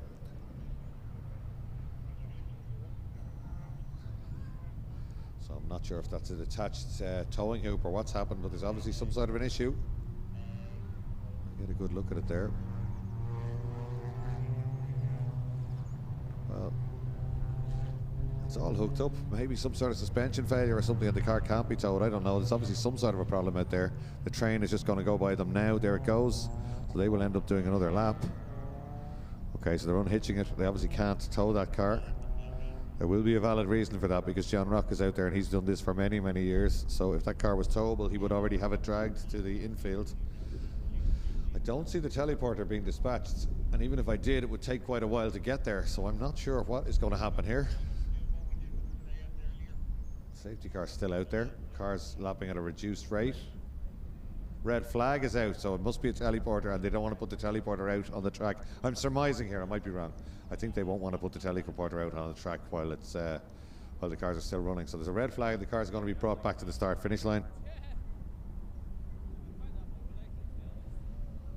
There's Connacht's car, and yeah, it looks like it's going to be a teleporter job. Wonder could the digger behind lift it? I'm joking, of course.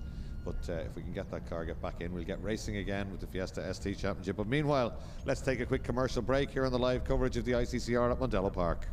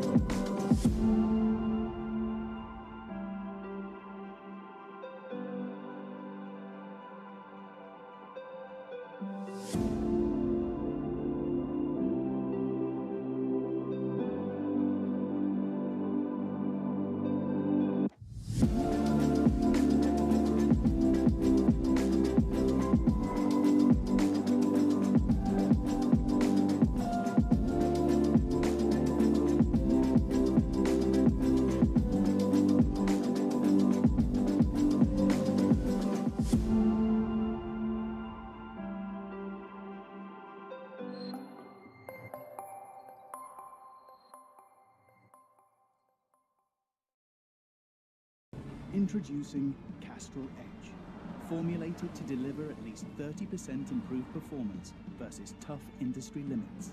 Performance achieved throughout the engine, including the pistons, turbo, and valve train. Its Power Boost technology combines contact performance additives that dynamically respond on the surfaces of fast-moving engine components with high-quality advanced full synthetic base oils. Power Boost technology gives drivers the confidence to demand more power and acceleration when they need it most.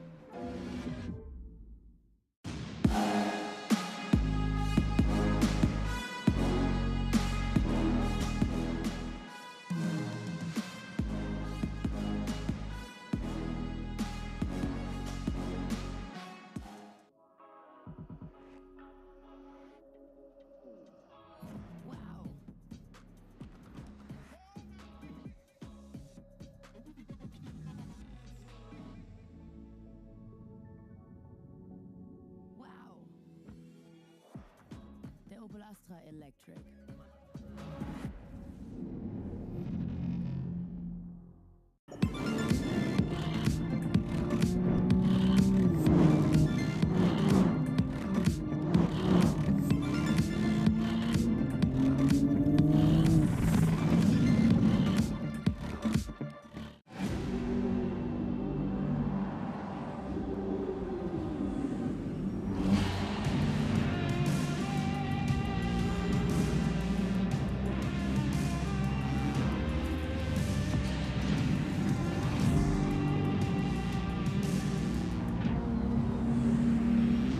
Hello, GSE.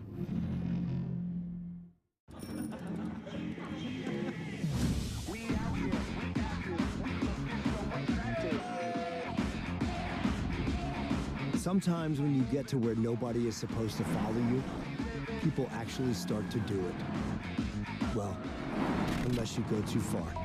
The new Jeep Avenger, now available in e-hybrid for Freedom followers.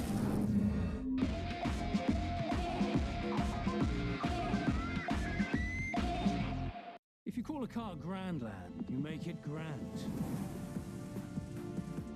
You design an electric logo. Grand. A super low battery range. Grand.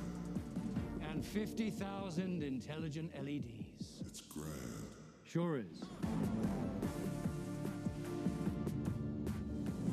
New Opel Grandland. Available in hybrid and electric. Go Grand.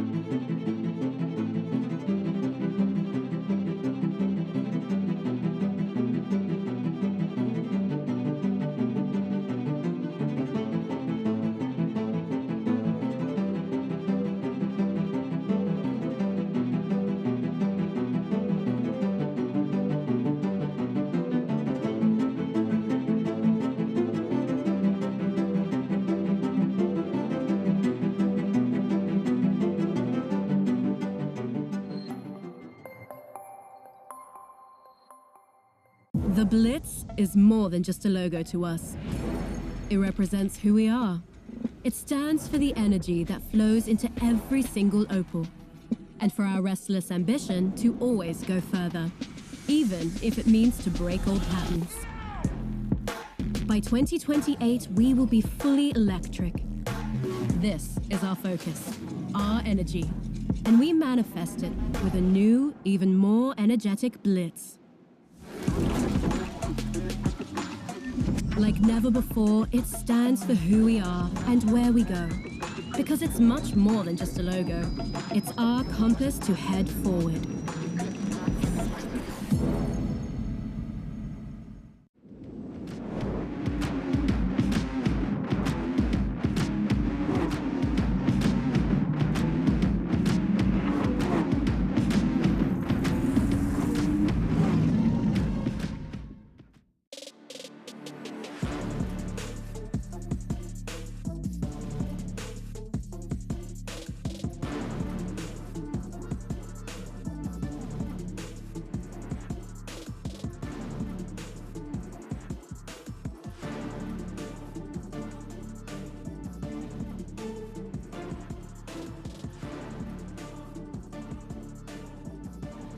Opel, a proud sponsor of Irish rugby. Drive on.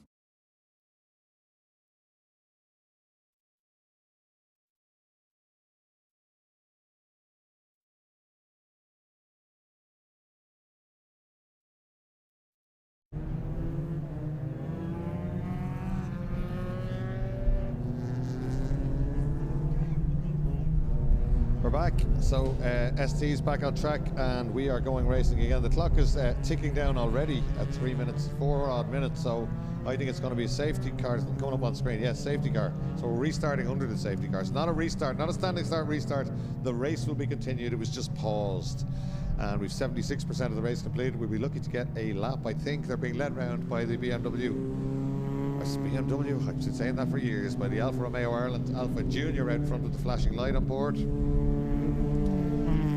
wait, just has to hold off Dave McGuire and make it sound easy. He's got to hold off Dave McGuire for another lap or two when this one gets going. But Dave McGuire will be fired up. He'll be looking for another win here at Mondello Park. But Roy White looked very settled. He didn't look any way rattled by what was going on behind him. So that'll be quite interesting.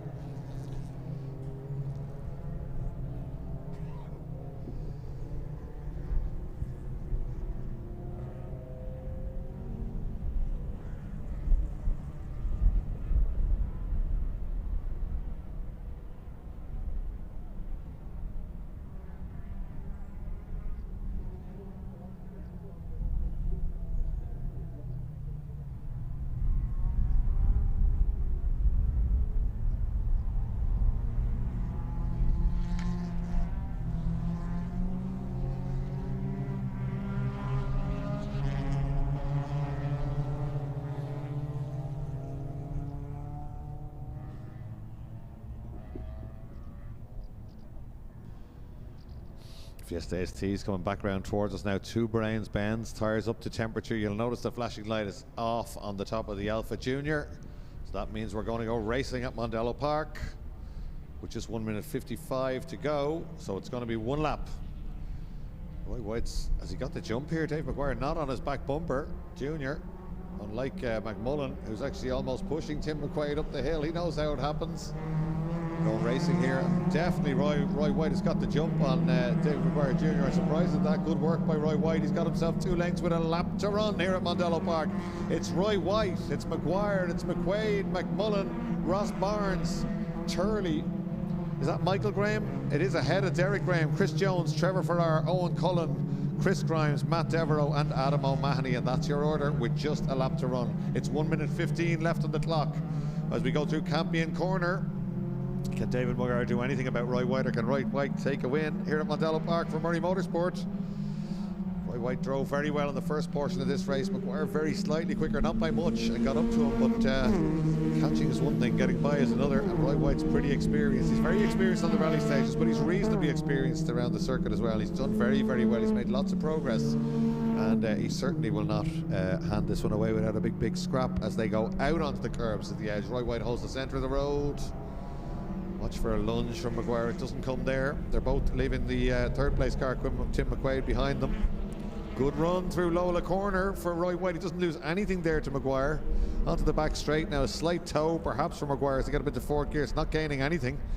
And Roy White doing nicely here. Look, leaves a gap down the inside.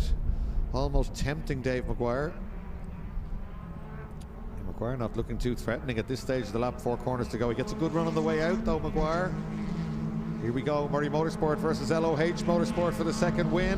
Come down towards us, Roy White through the right-hander at Bahrain's Benz. Through the left-hander at Bahrain's Benz now. This is the end of the race now. Clock is down to 0, there we go. Right with him, but Roy White again, a good exit, that's what he needs. But McGuire is within a car length. He is close enough to have a stab into the final corner now. Nordic Spirit corner, once again Roy White committed through there, and he's got himself a length. All he's got to do is defend here. That's exactly what he does, high and wide from McGuire, looking for the drag race to the line. No mistakes from Roy White. Here he comes out onto the straight. Well, Murray Motorsport will be delighted with this one. Roy White's going to take a win at Mondello Park. Indeed, he does a hard-earned win for Arbelos, and he takes that one just about from the Beacon Hospital car of Dave McGuire Jr., the championship leader. That's a great drive from Roy White. David McGuire second, another podium for Tim McQuaid, then Darragh McMullen, Ross Barnes, Michael Graham, Derek Graham. Michael gets one over on his dad there. Good stuff from Michael Graham. Bobby Turley, Chris Jones, Trevor Farrar, Owen Cullen 11th, continues to improve. Chris Grimes and Matt Devereaux. So great stuff from Fiesta STs. Missing Adam O'Mahony. He's at the back gate there and driving the car back in, but obviously a problem we went missing there on the final lap, I think. So great stuff from the Alloy Repair Centre Fiesta STs. Loads of entertainment, as we come to expect. Next up is going to be Boss Ireland. Now it's a lot drier than it was when they were out the last time. Maybe they can chase that lap record. Big ask, outright lap record at Mondello Park, but Sylvie Mullen's very determined to have a go at it. So this should be an interesting race for the Boss Ireland cars. They're beginning to creep edge out of the garages onto the apron there in the pit lane.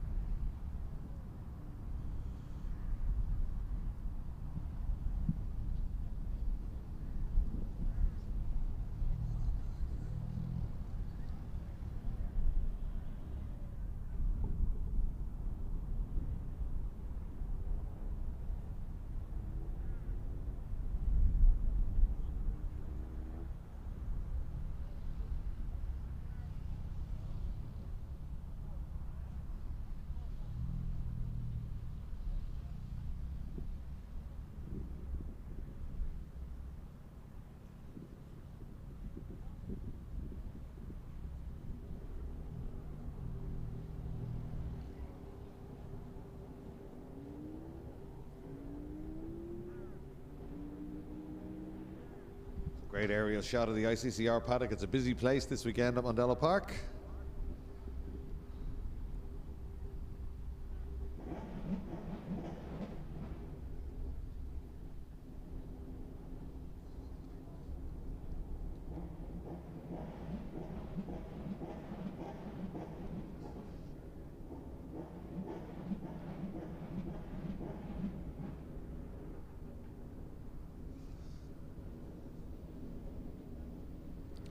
See the boss cars there just to the left of the centre of your picture, just coming out of the garages. Sylvie Mullins will start this one from pole position.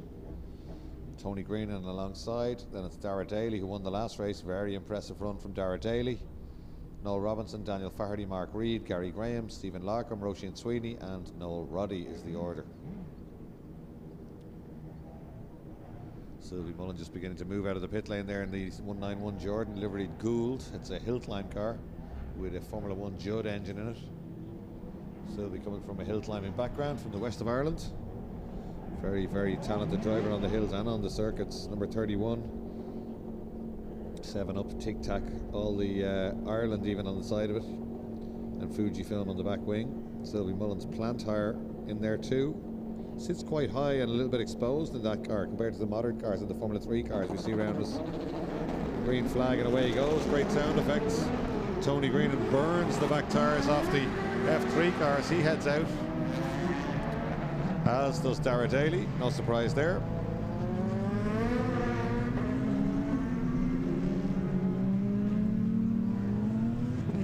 Mark Reed, much more sedate coming out the pit lane. Jim Larkham, Roisin Sweeney, equally sedate. No lighting up the tyres under orders from Paul Heavey, no doubt. So they come out in the 2 little 1 litre Leastones, beautiful little cars.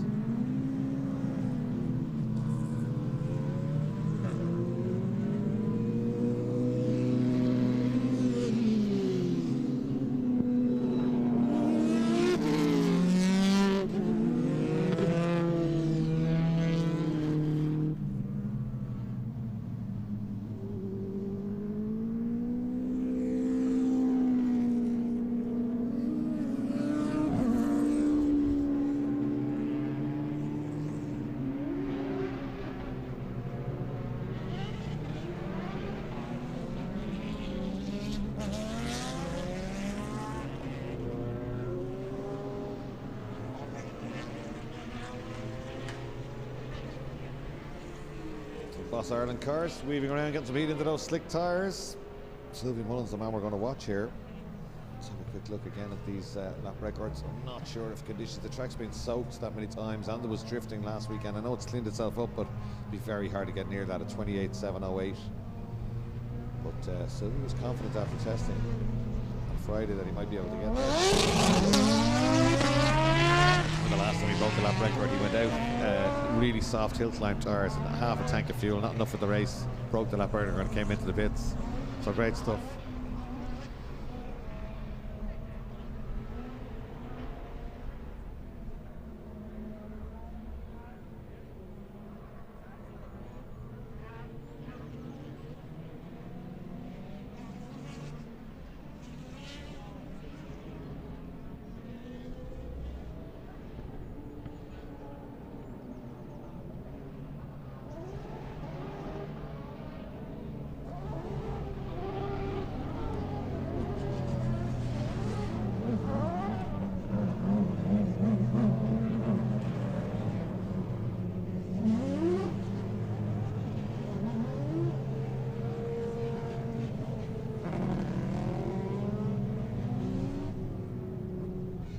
Here we come, the Top Line Hardware Formula Boss Ireland Championship down for their second race of the weekend. Expect plenty of noise, plenty of speed, maybe even a new lap record. What's the Boss Ireland lap record actually? It's a little bit slower, 32.2.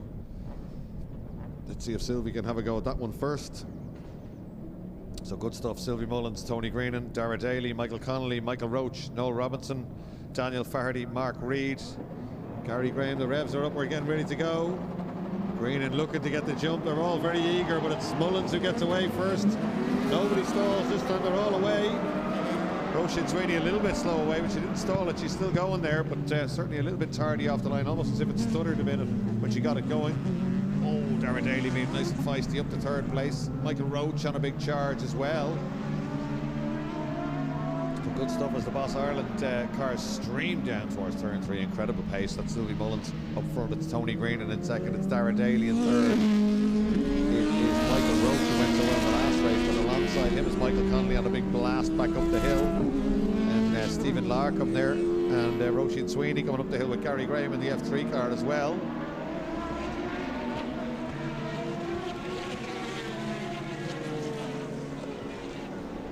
car bouncing around. Sylvie looks like he's pushing hard on this, the opening lap on cold tyres, doesn't he? You see that car just getting on the car, and the car sitting down and gripping as he got that run down. There's Larkham and a little radical, and it's Roisin Sweeney as they head down towards 7A and 7B.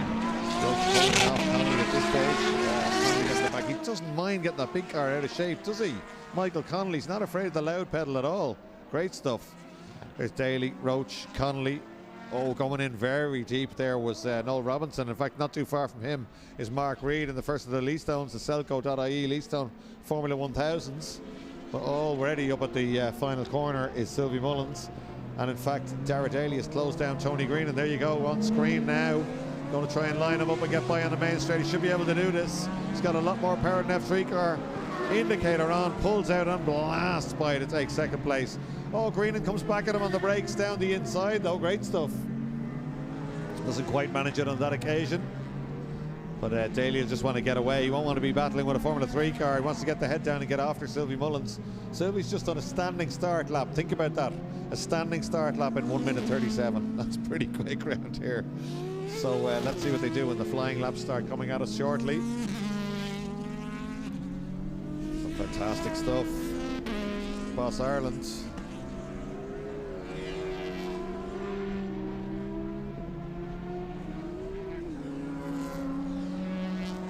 Noel Robinson visibly pushing very hard as well. It's Mullins from Daly though. There's Greenan. Roach very wide, but that's the line he takes around there.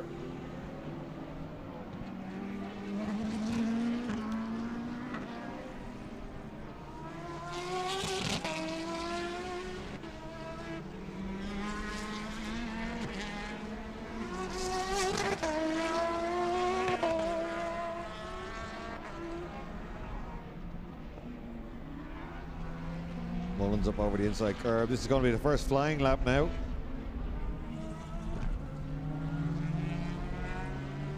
Mullins coming out of the final corner. We're watching the timing screen to see what lap time he can do. Here we go. Oh, great shot of him there. Look at the speed of that car. 1:30.914. 1 minute 30.914. That is a new Boss Ireland lap record by a significant margin. New Boss Ireland lap record of 1:30.914. But he's chasing the outright lap record of a 28.7. So 2 seconds still to find. What a lap time. 1 minute 30.914. Smashed the Boss Ireland lap record. So a new class lap record for Sylvie Mullins. That's not what he was aiming for. But I don't think conditions are really perfect for him to go any better. All the rest going through here. Great stuff from Sylvie Mullins. Nothing Dara Daly can do about him at the moment.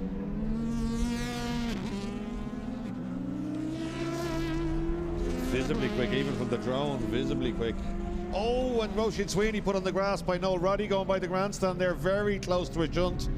She was down the outside. Roisin went down the outside. Noel Roddy, I'm not sure if he saw her, but just moved straight across, 2 wheels on the grass for Roisin. But just as they went by the commentary box here, but Sylvie Mullins, none of this bothering him. He's out front with the head down. 5.4 seconds to the good, and quite obviously on another push lap here. So Mullins absolutely flying. 25-second first sector. Dara Daly matching him, in fact, slightly quicker through that first sector, 25 seconds.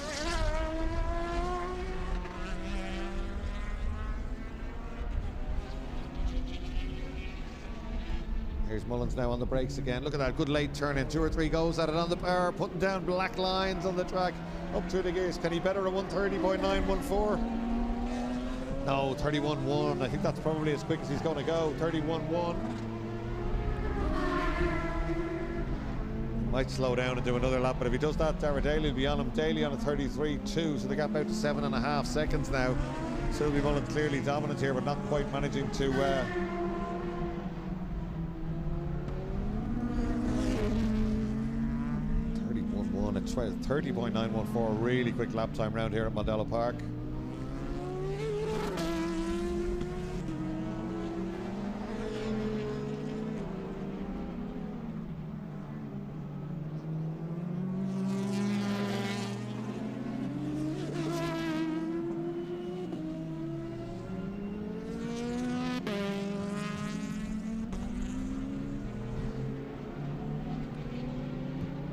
They're coming out of the last corner. That's Noel Roddy and Roisin Sweeney. Slow start for Roisin. She's got going again. Just blasts by Noel Roddy there. Noel in the Formula 4 2000. Roisin in the Leastone 1000. So it's only half the CC, but it should be a lot quicker than the Formula 4 2000. She should get away now. First single-seater race weekend for her. As we said, a former Irish Motorsport Ireland Tillotton's E4 karting champion, racing in Global Lights this year in the Nordic Spirit car. So she's in the Salco Leastone. Paul Heavey reaching out to help another young driver. He's done that for many years in Formula V and in Formula 1000, and indeed has taken drivers to the UK to do the monoposto class, Max Hart included, to race over there. Mark Reed, every time he gets into one, is very, very quick. So a good yardstick to measure drivers there. And Mullen goes through again, 31 dead, so matching that original time within a tenth, but not quick enough for the lap record. Mullins, Daly, Green and all gone through. Michael Roach in 4th place, Michael Connolly in 5th.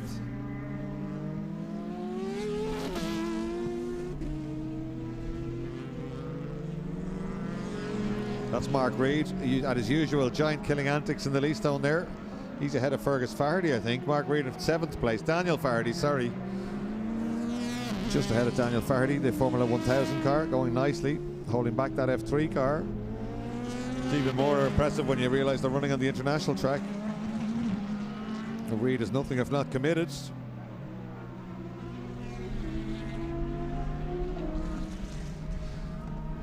It's Larkham and Gary Graham just behind them. We're watching now. We're going through Campion Corner and out towards turn 3. Here's a battle between two very different motor cars, an F3 car of Graham's and the Radical of Larkham.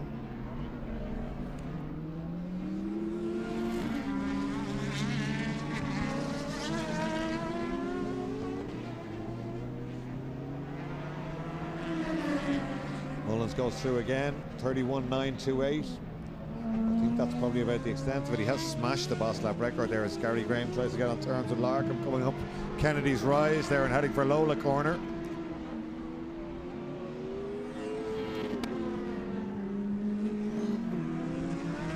Gary Graham trying to get down the outside, but Stephen Larkham going defensive, holding the inside line.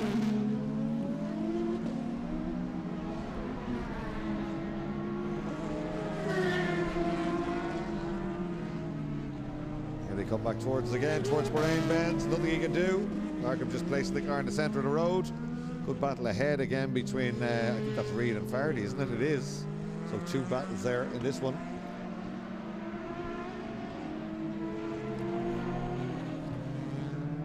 This is Reed coming out of the final corner in the first of the Leastones. Across the line, great shot. The static shot is really good. It just shows the impression of speed from these cars.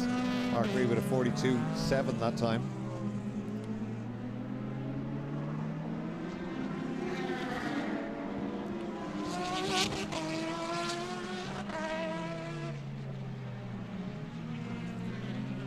Still hanging on in front of Faherty. Intriguing battle, two very different cars. There certainly wouldn't be much in terms of downforce in the Leastones, but they're very light, they're nimble, and Paul Heavey has them set up to perfection for this Mondello Park circuit. You can probably hear going by behind me again as Mullins still on another fast lap. 32.8 though, the time's coming out just a little bit.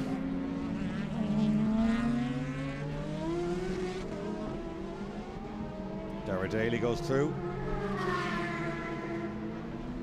33.9, so the lap time's probably getting, the Daily getting closer just as a result of the leader slowing down just a little bit. That's good coverage there of Reed holding off Faherty on the run down to 7A and B.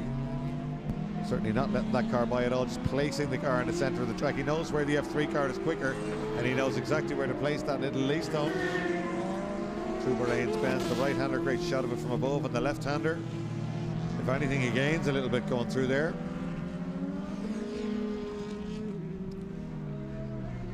Here they come, last straight now, back down to Nordic Spirit Corner, up over the curb, right out to the outside. Hard on the brakes to south, and you can see the car moving around under Mark Reed. He's got the brake balance just right there, then gets on the power as early as he can. He knows the F3 car will come at him here.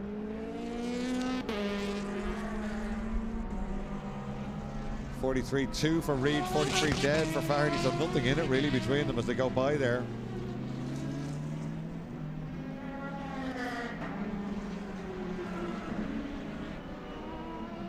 Mullins about to start another lap here. Absolutely flying. He's beginning to lap some of these guys.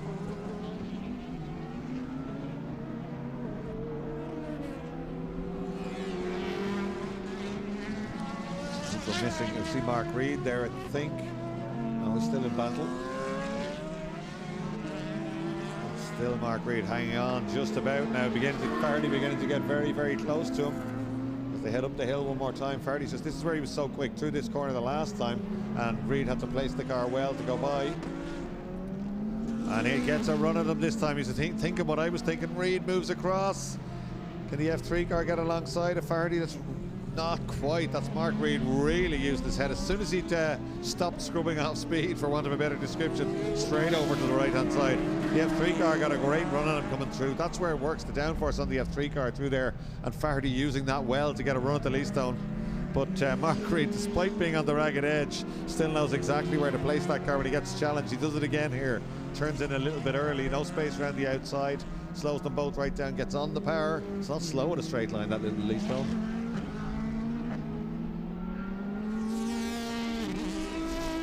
And up they go to the final corner. There's our leader. We're down to 3 minutes to go in this one for Sylvie Mullins.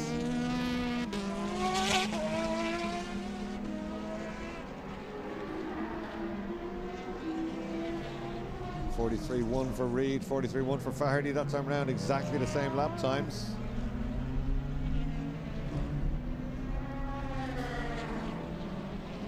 .43.7 for Gary Graham. 45 dead for Stephen Larkham. Still that battle race. The only battle on track really at the moment is Mark Reed trying to hold back Daniel Fardy.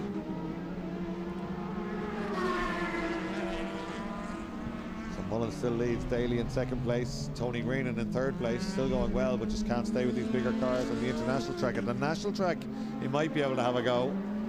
Certainly not so much on the international track. Oh, big sideways stuff. Reed knows what he's got to do here. Just see that armful of opposite lock, and then he gets across to the right. Exact same as the last time. So fantastic stuff.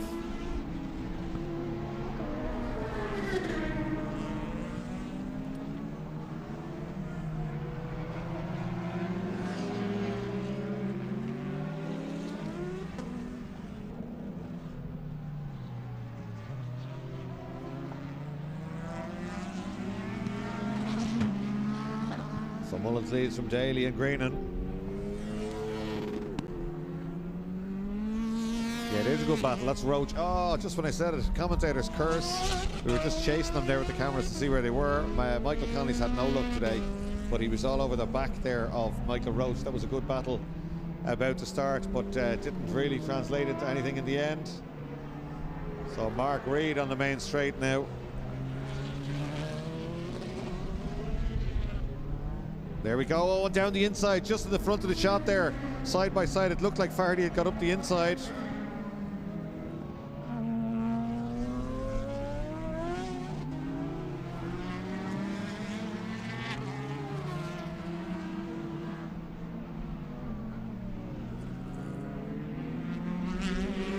There we go. That's the battle, and he has got by out of our shot. We just saw them briefly side by side.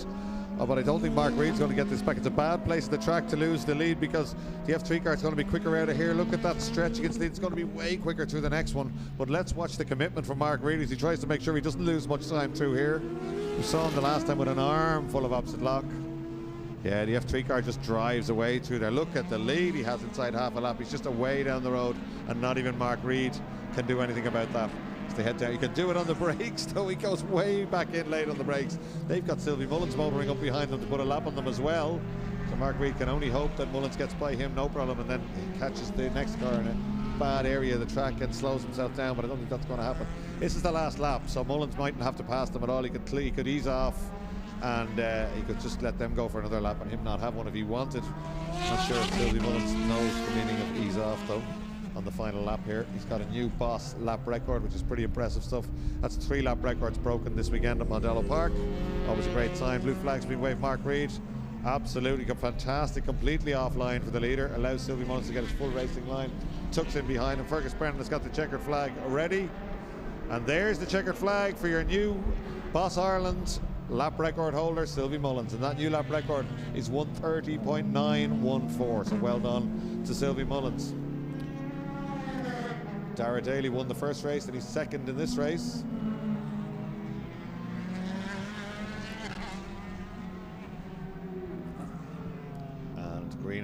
third. He's currently at the final corner. A lot of cars still circulating. Tony Greenan takes the checkered flag to take third place in the F3 car. Big gaps behind him. It's going to be Michael Roach and Noel Robinson, I think. Yep, there's Michael Roach. You just see him coming into view out of your shot. That's the leader, just cooling down. They come back into pit lane, the Boss Ireland cars. They don't come in the back gate like everybody else.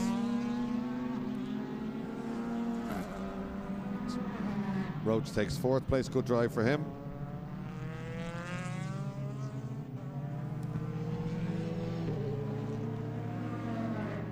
Noel Robinson takes fifth.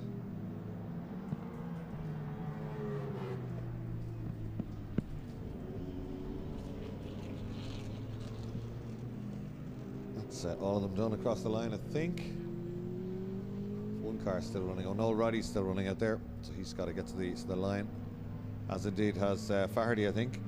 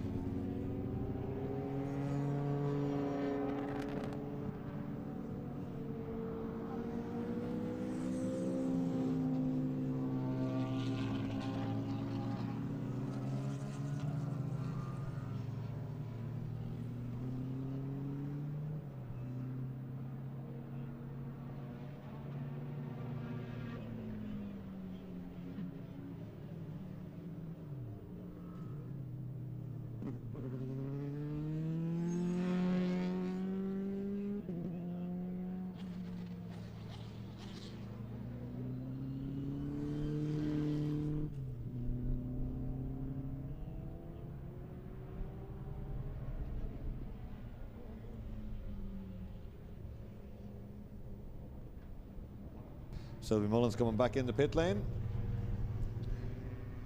Beautifully turned out car, that gold. See the solar panels on the roof of the corporate suites here at Mandela Park. They're also on the roof of the museum on the far side.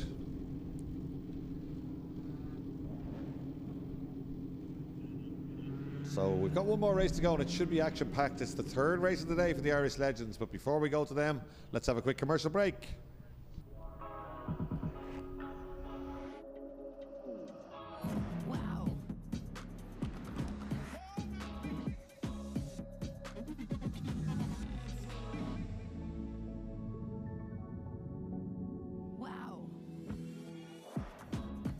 Astra Electric.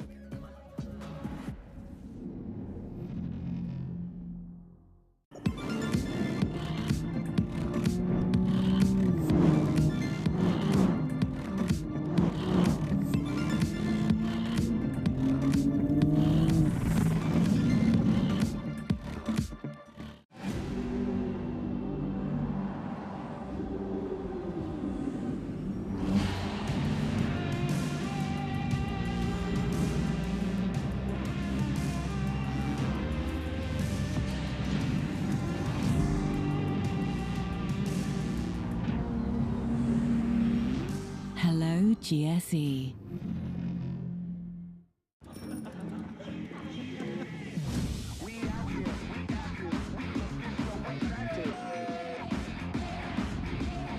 Sometimes when you get to where nobody is supposed to follow you, people actually start to do it. Well, unless you go too far. The new Jeep Avenger, now available in e-hybrid for Freedom followers.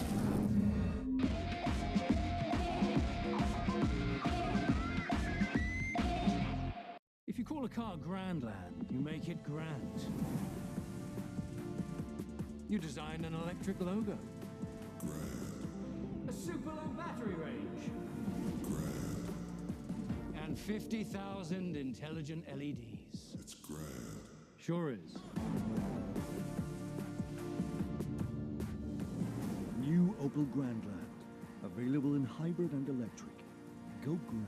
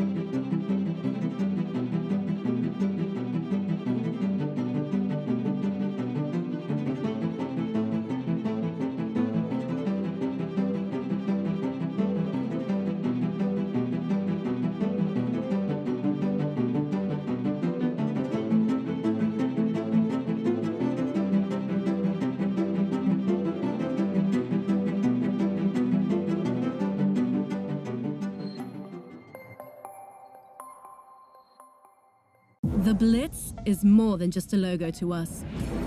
It represents who we are. It stands for the energy that flows into every single opal, and for our restless ambition to always go further, even if it means to break old patterns.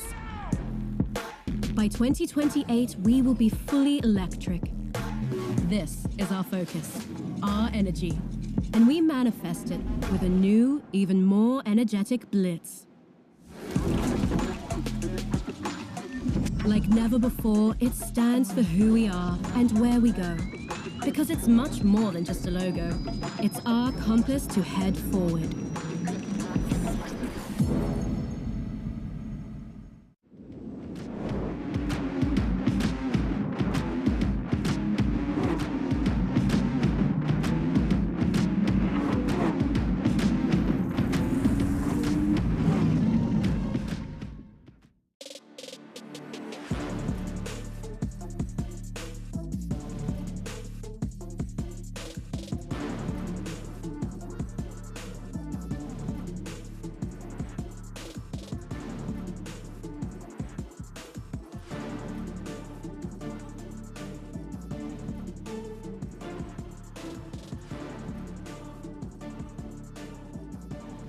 Opel, a proud sponsor of Irish rugby. Drive on.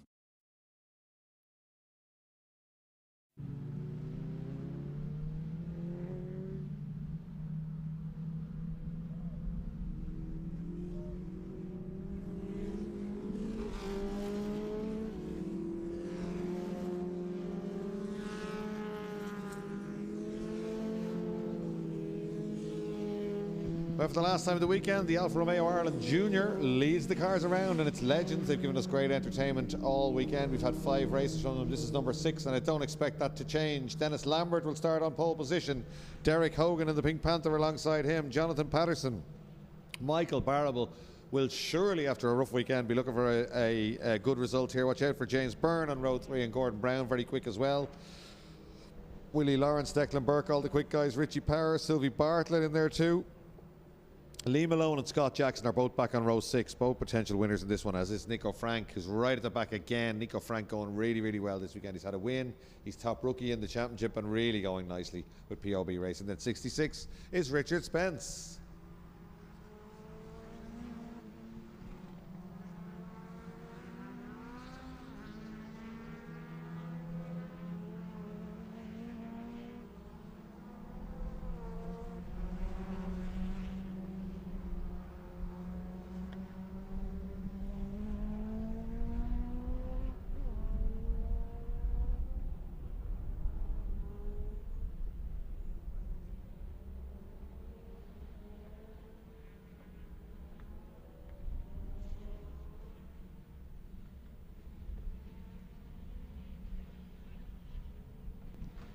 So 37 down. Dennis Lambert, as we saw, on pole position. Derek Hogan alongside him. Derek Hogan, very experienced, raced Fiat Unos years ago here at Montello Bikes, moved up to many classes. He's raced Fiesta Z-Tex in the 6-hour race, Global GT Lights, many different cars. Huge motorsport fan. His whole family are motorsport fans. And they used to be big supporters of the A1 GP team back in the day, and big Alex Dunn supporters now. Here they come out onto the main straight. Dennis Lambert will be looking to hang on to this one now, but Derek Hogan will be looking for a run down the outside. Watch Barrable on row 2 in the bright yellow and blue car. Barrable pulls to the outside. Gordon Brown goes to the outside. It's almost 3 abreast, but nobody makes a run. The front row did a good job. Hogan's latest on the brakes. Big lockups for a few people there, but nobody gets collected. Well done, they all stay apart. Barrable gets driven a bit wide, is back to 4th place as they head for Campion Corner for the first time. Great sight and great sound as the legends streak through there.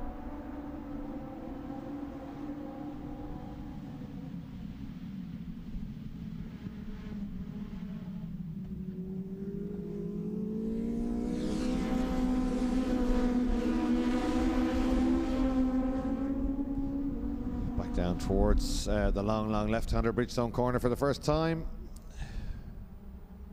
Lambert going nicely, eking out a bit of a lead here from Hogan. Barrable up to 3rd place and looking a little bit threatening. Gordon Brown and the rest coming through. It's not Nico Frank. He was right at the back if it was. All sorting themselves out. Barrable up to second place, lunges down the inside of Derek Hogan. I did say he'd be in a determined mood. He's had 2 first lap spins, Michael Barrable, which I don't know if it ever happened in his career before. He's always a consistent top finisher and a championship winner.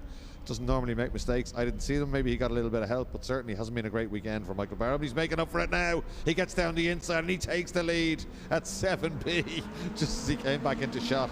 Michael Barrable not in a mood to take prisoners today. He leads and the MB Motors car begins to pull away already. Up to second place. Who's that having a go? It's Derek Hogan again. A good move down the inside, but gets eased a little bit wide. It doesn't really work out. From there's power. There's Nico Frank, I should say, right in the middle of it. Somebody down the inside of Derek Hogan there.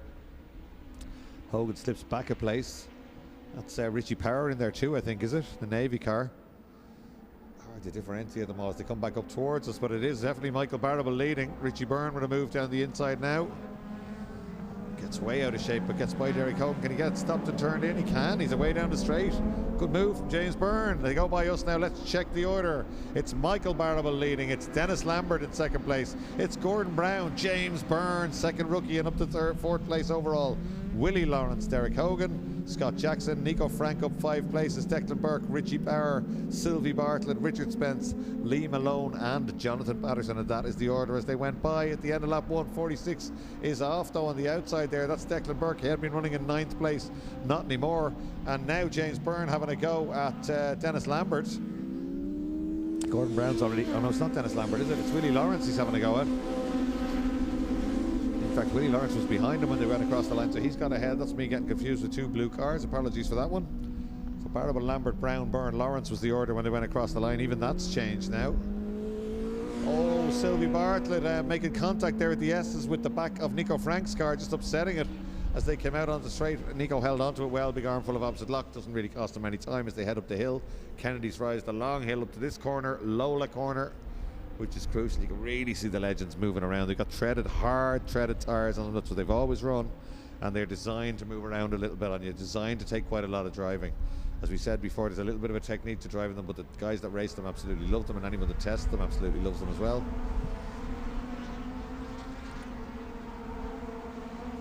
Barrable back towards us again. Fastest lap for him. Obviously last time around it was standing start lap. He's not really getting away that much.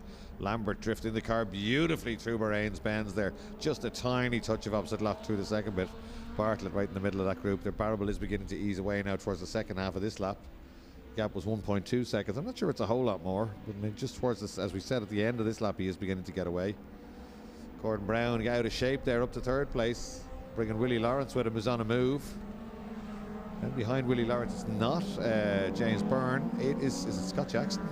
It is Scott Jackson from the back of the grid. Well, from row 6. Yep, Scott Jackson he's up 2 places on that lap to 5th place. Fastest lap is to Willie Lawrence, 59.6, which is half a second quicker than Michael Barrable out front. And the gap at 1.4 seconds didn't grow that much to Dennis Lambert that time round. Does look like it's grown already though, even through those first corner 1 and 2.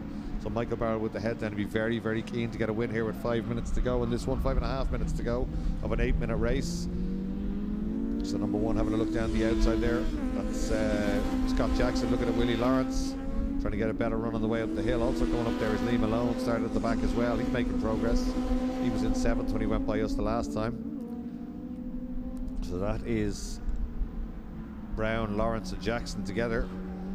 In fact, they're closing in on Dennis Lambert, but not by much. Dennis Lambert going very well here in 2nd place. There's Barrable. You can see all the minute adjustments required as the back end moves around on him, almost laying down rubber. There's a good run right round the outside there for position as Scott Jackson gets around the outside of Willie Lawrence, gets it done, carries the speed, moves across to the centre of the road. He's a little bit smoky though, isn't he, on the overrun there. That's not a locked tyre, that looks like engine smoke, with a little bit from Willie Lawrence as well. Can he get by Gordon Brown? That's next on his shopping list as they come back up the hill towards Bahrain's bends now.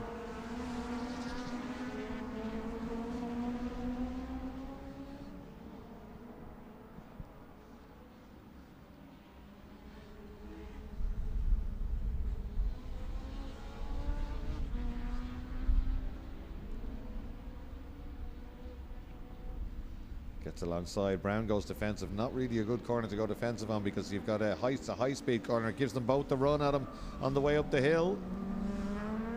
Lawrence having a look down the inside as well as Scott Jackson goes a little bit wide. And Willie Lawrence gets up the inside of him, and they're side by side now as Barrable goes through to complete another lap. Oh, 3-car dice here, but certainly number one getting the better of them there. Scott Jackson, can he get down the inside? Oh, there's contact. There just wasn't much room. He crossed up as he broken something there. The car looks very wayward. It's still wobbling around. I suspect there might be a little bit of, no, maybe not. I was going to say there might be a bit of broken suspension there, but absolutely not. They're strong little cars. He keeps going. We might have a look back at that one. Might have a look back at that one there if we get a chance down into turn one, because there were all sorts of shapes and angles on the brakes down there, and that was Scott Jackson looking for a gap down the inside, and Gordon Brown not leaving much more than the width of one car. Barrable, Lambert, Brown, Jackson, Lawrence, Malone, Bartlett, Byrne, Power and Spence is your top 10 with 3 minutes to run in the final race of the weekend here at Mondello Park on the Beacon Hospital live stream. It's the third round of the ICCR.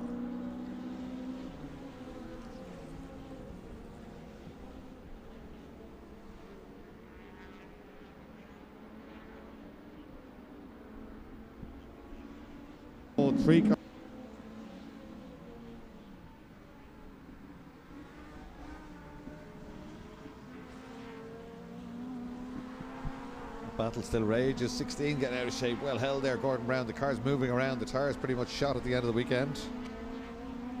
We can have another look at that down in the end. With 2.5 minutes to go, but that first corner incident we can have a look at. Just show you how strong these cars are. There we go. There's Barrable down the outside. Dennis Lambert going nicely. He's got away from this. But on a mission is number one. Down the inside is Scott Jackson. Gordon Brown just gives him the big squeeze. Watch this. They both get out of shape a little bit here. Oh, they both got in too late. They both get out of shape.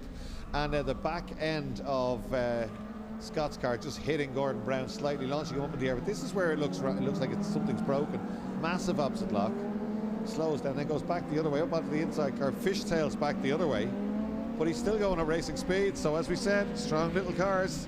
Good stuff. Slight territorial dispute. Barrable's car now beginning to pump out a little bit of smoke on overrun. This, I think, will be the final lap. So Michael Barrable back where he'll feel he belongs on the top step. He's been there many, many times over the years in many different classes. Formula Ford 1600, Fiat Uno Cup, Irish touring cars back in the day, Dunlop Saloon cars it was called when he raced in it. And then he came back and did Fiesta Z-Tex, did the 6-hour race with the Suns for a bit of fun, liked it, came back, won the championship, won the 6-hour race on a number of occasions. They are one of the top teams and very hard to beat, and they'll be back out again in November in the Fiesta 6-hour race. So there goes Michael Barrable now. I'm preempting it here. He hasn't won it just yet, but he's doing 1.9 seconds now ahead. I'm very impressed with Dennis Lambert. He's a rookie in this one. Michael Barrable is anything but a rookie, and that gap hasn't gone out to over 2 seconds. It was 1.1 initially, and it's just only eking out. And the other guys are really quick, Lawrence, Jackson and Brown, and they are not catching Dennis Lambert, so I'm very impressed with Dennis Lambert's driving here, and hanging it around the outside there is Scott Jackson for position on the last lap, trying to have a go at Willie Lawrence. Lawrence not having any of it. We almost had it done, but that was total commitment. Round Lola corner on the last lap, trying to get up the inside, can't get that done either. They're all beginning to smoke just a little bit. It's been a long weekend for these little legends. They're air cooled, it'll be tough on them. So there's Barrable for the last time, to the left, to the right. MB Motors, the car supermarket in Airside. Michael and Rob out there. Peter Barrable, the other son, brings in Jap import cars. So they're very much ensconced in the motor trade. He was a main Fiat dealer from about 1992 up to recent times. Michael Barrable had a few other franchises, but now enjoying the life of running a car supermarket, himself and Linda. Here he comes up to the final corner, Southside Motor Factory's corner. The checkered flag is prepared. What a battle. Around goes Gordon Brown. Michael Barrable won't be bothered. He takes the final win of the weekend here at Mondello Park. Michael Barrable, great drive. I did say watch out for him on the warm-up lap. Dennis Lambert, brilliant drive to second place, just 1.8 seconds back. Really, really good stuff. Fractionally faster than Barrable on the final lap. Willie Lawrence, all the pressure soaked up by Willie. Well done to him. Then Scott Jackson, Lee Malone, Sylvie Bartlett, Gordon Brown, Richie Power, James Byrne, Richard Spence, Derek Hogan and Declan Burke. And that completes the running for the final race of the day, final race of the weekend here at the third round of the ICCR at Mondello Park. A huge thanks as ever to the Beacon Hospital for helping us with the live stream, and to Martin and his crew at See It Live. Wonderful job.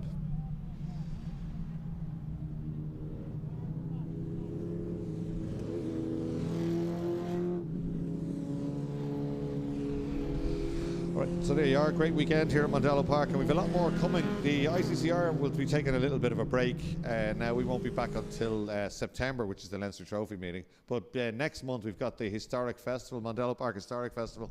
That is due to be a massive event at Mondello Park. It hasn't been announced yet. I'll be wrapped on the knuckles for telling you, but there is a Jordan and Eddie Jordan Appreciation Day. There is talk of Eddie Jordan's family coming to Mondello Park, and the Robbers, Eddie Jordan and the Robbers, the band, playing here at Mondello Park on the Saturday of the Historic Festival. We're hoping to get some Jordan cars across from the UK, static and on-track displays, and perhaps some other cars that Eddie Jordan drove through his career. So that'll be really big.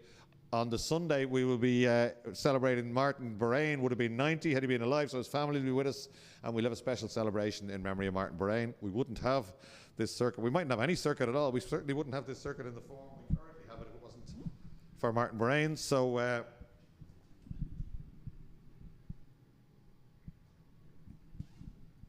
that's what we'll be doing at the Historic Festival. And just there's plenty of other stuff going on. If you have a look at mondellopark.ie, I've got a phone in one hand, you will see that there's a lot of stuff on here.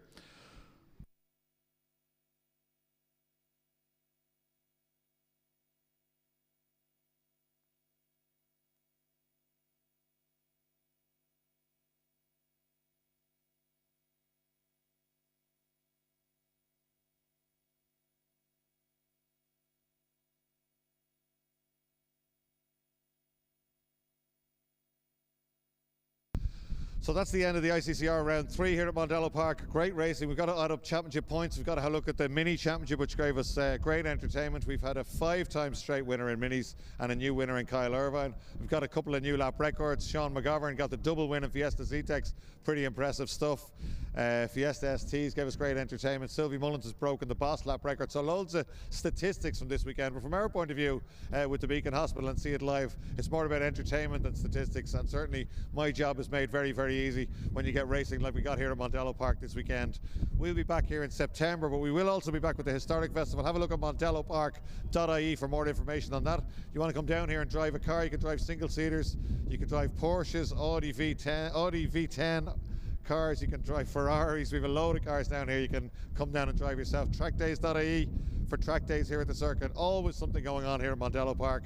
Historic Festival is going to be the big one next month, and ICCR is back here in September. From me, from the Beacon Hospital support, and from everybody at See It Live, thank you very much for tuning in, and I hope you enjoyed it as much as we did here at Mondello Park.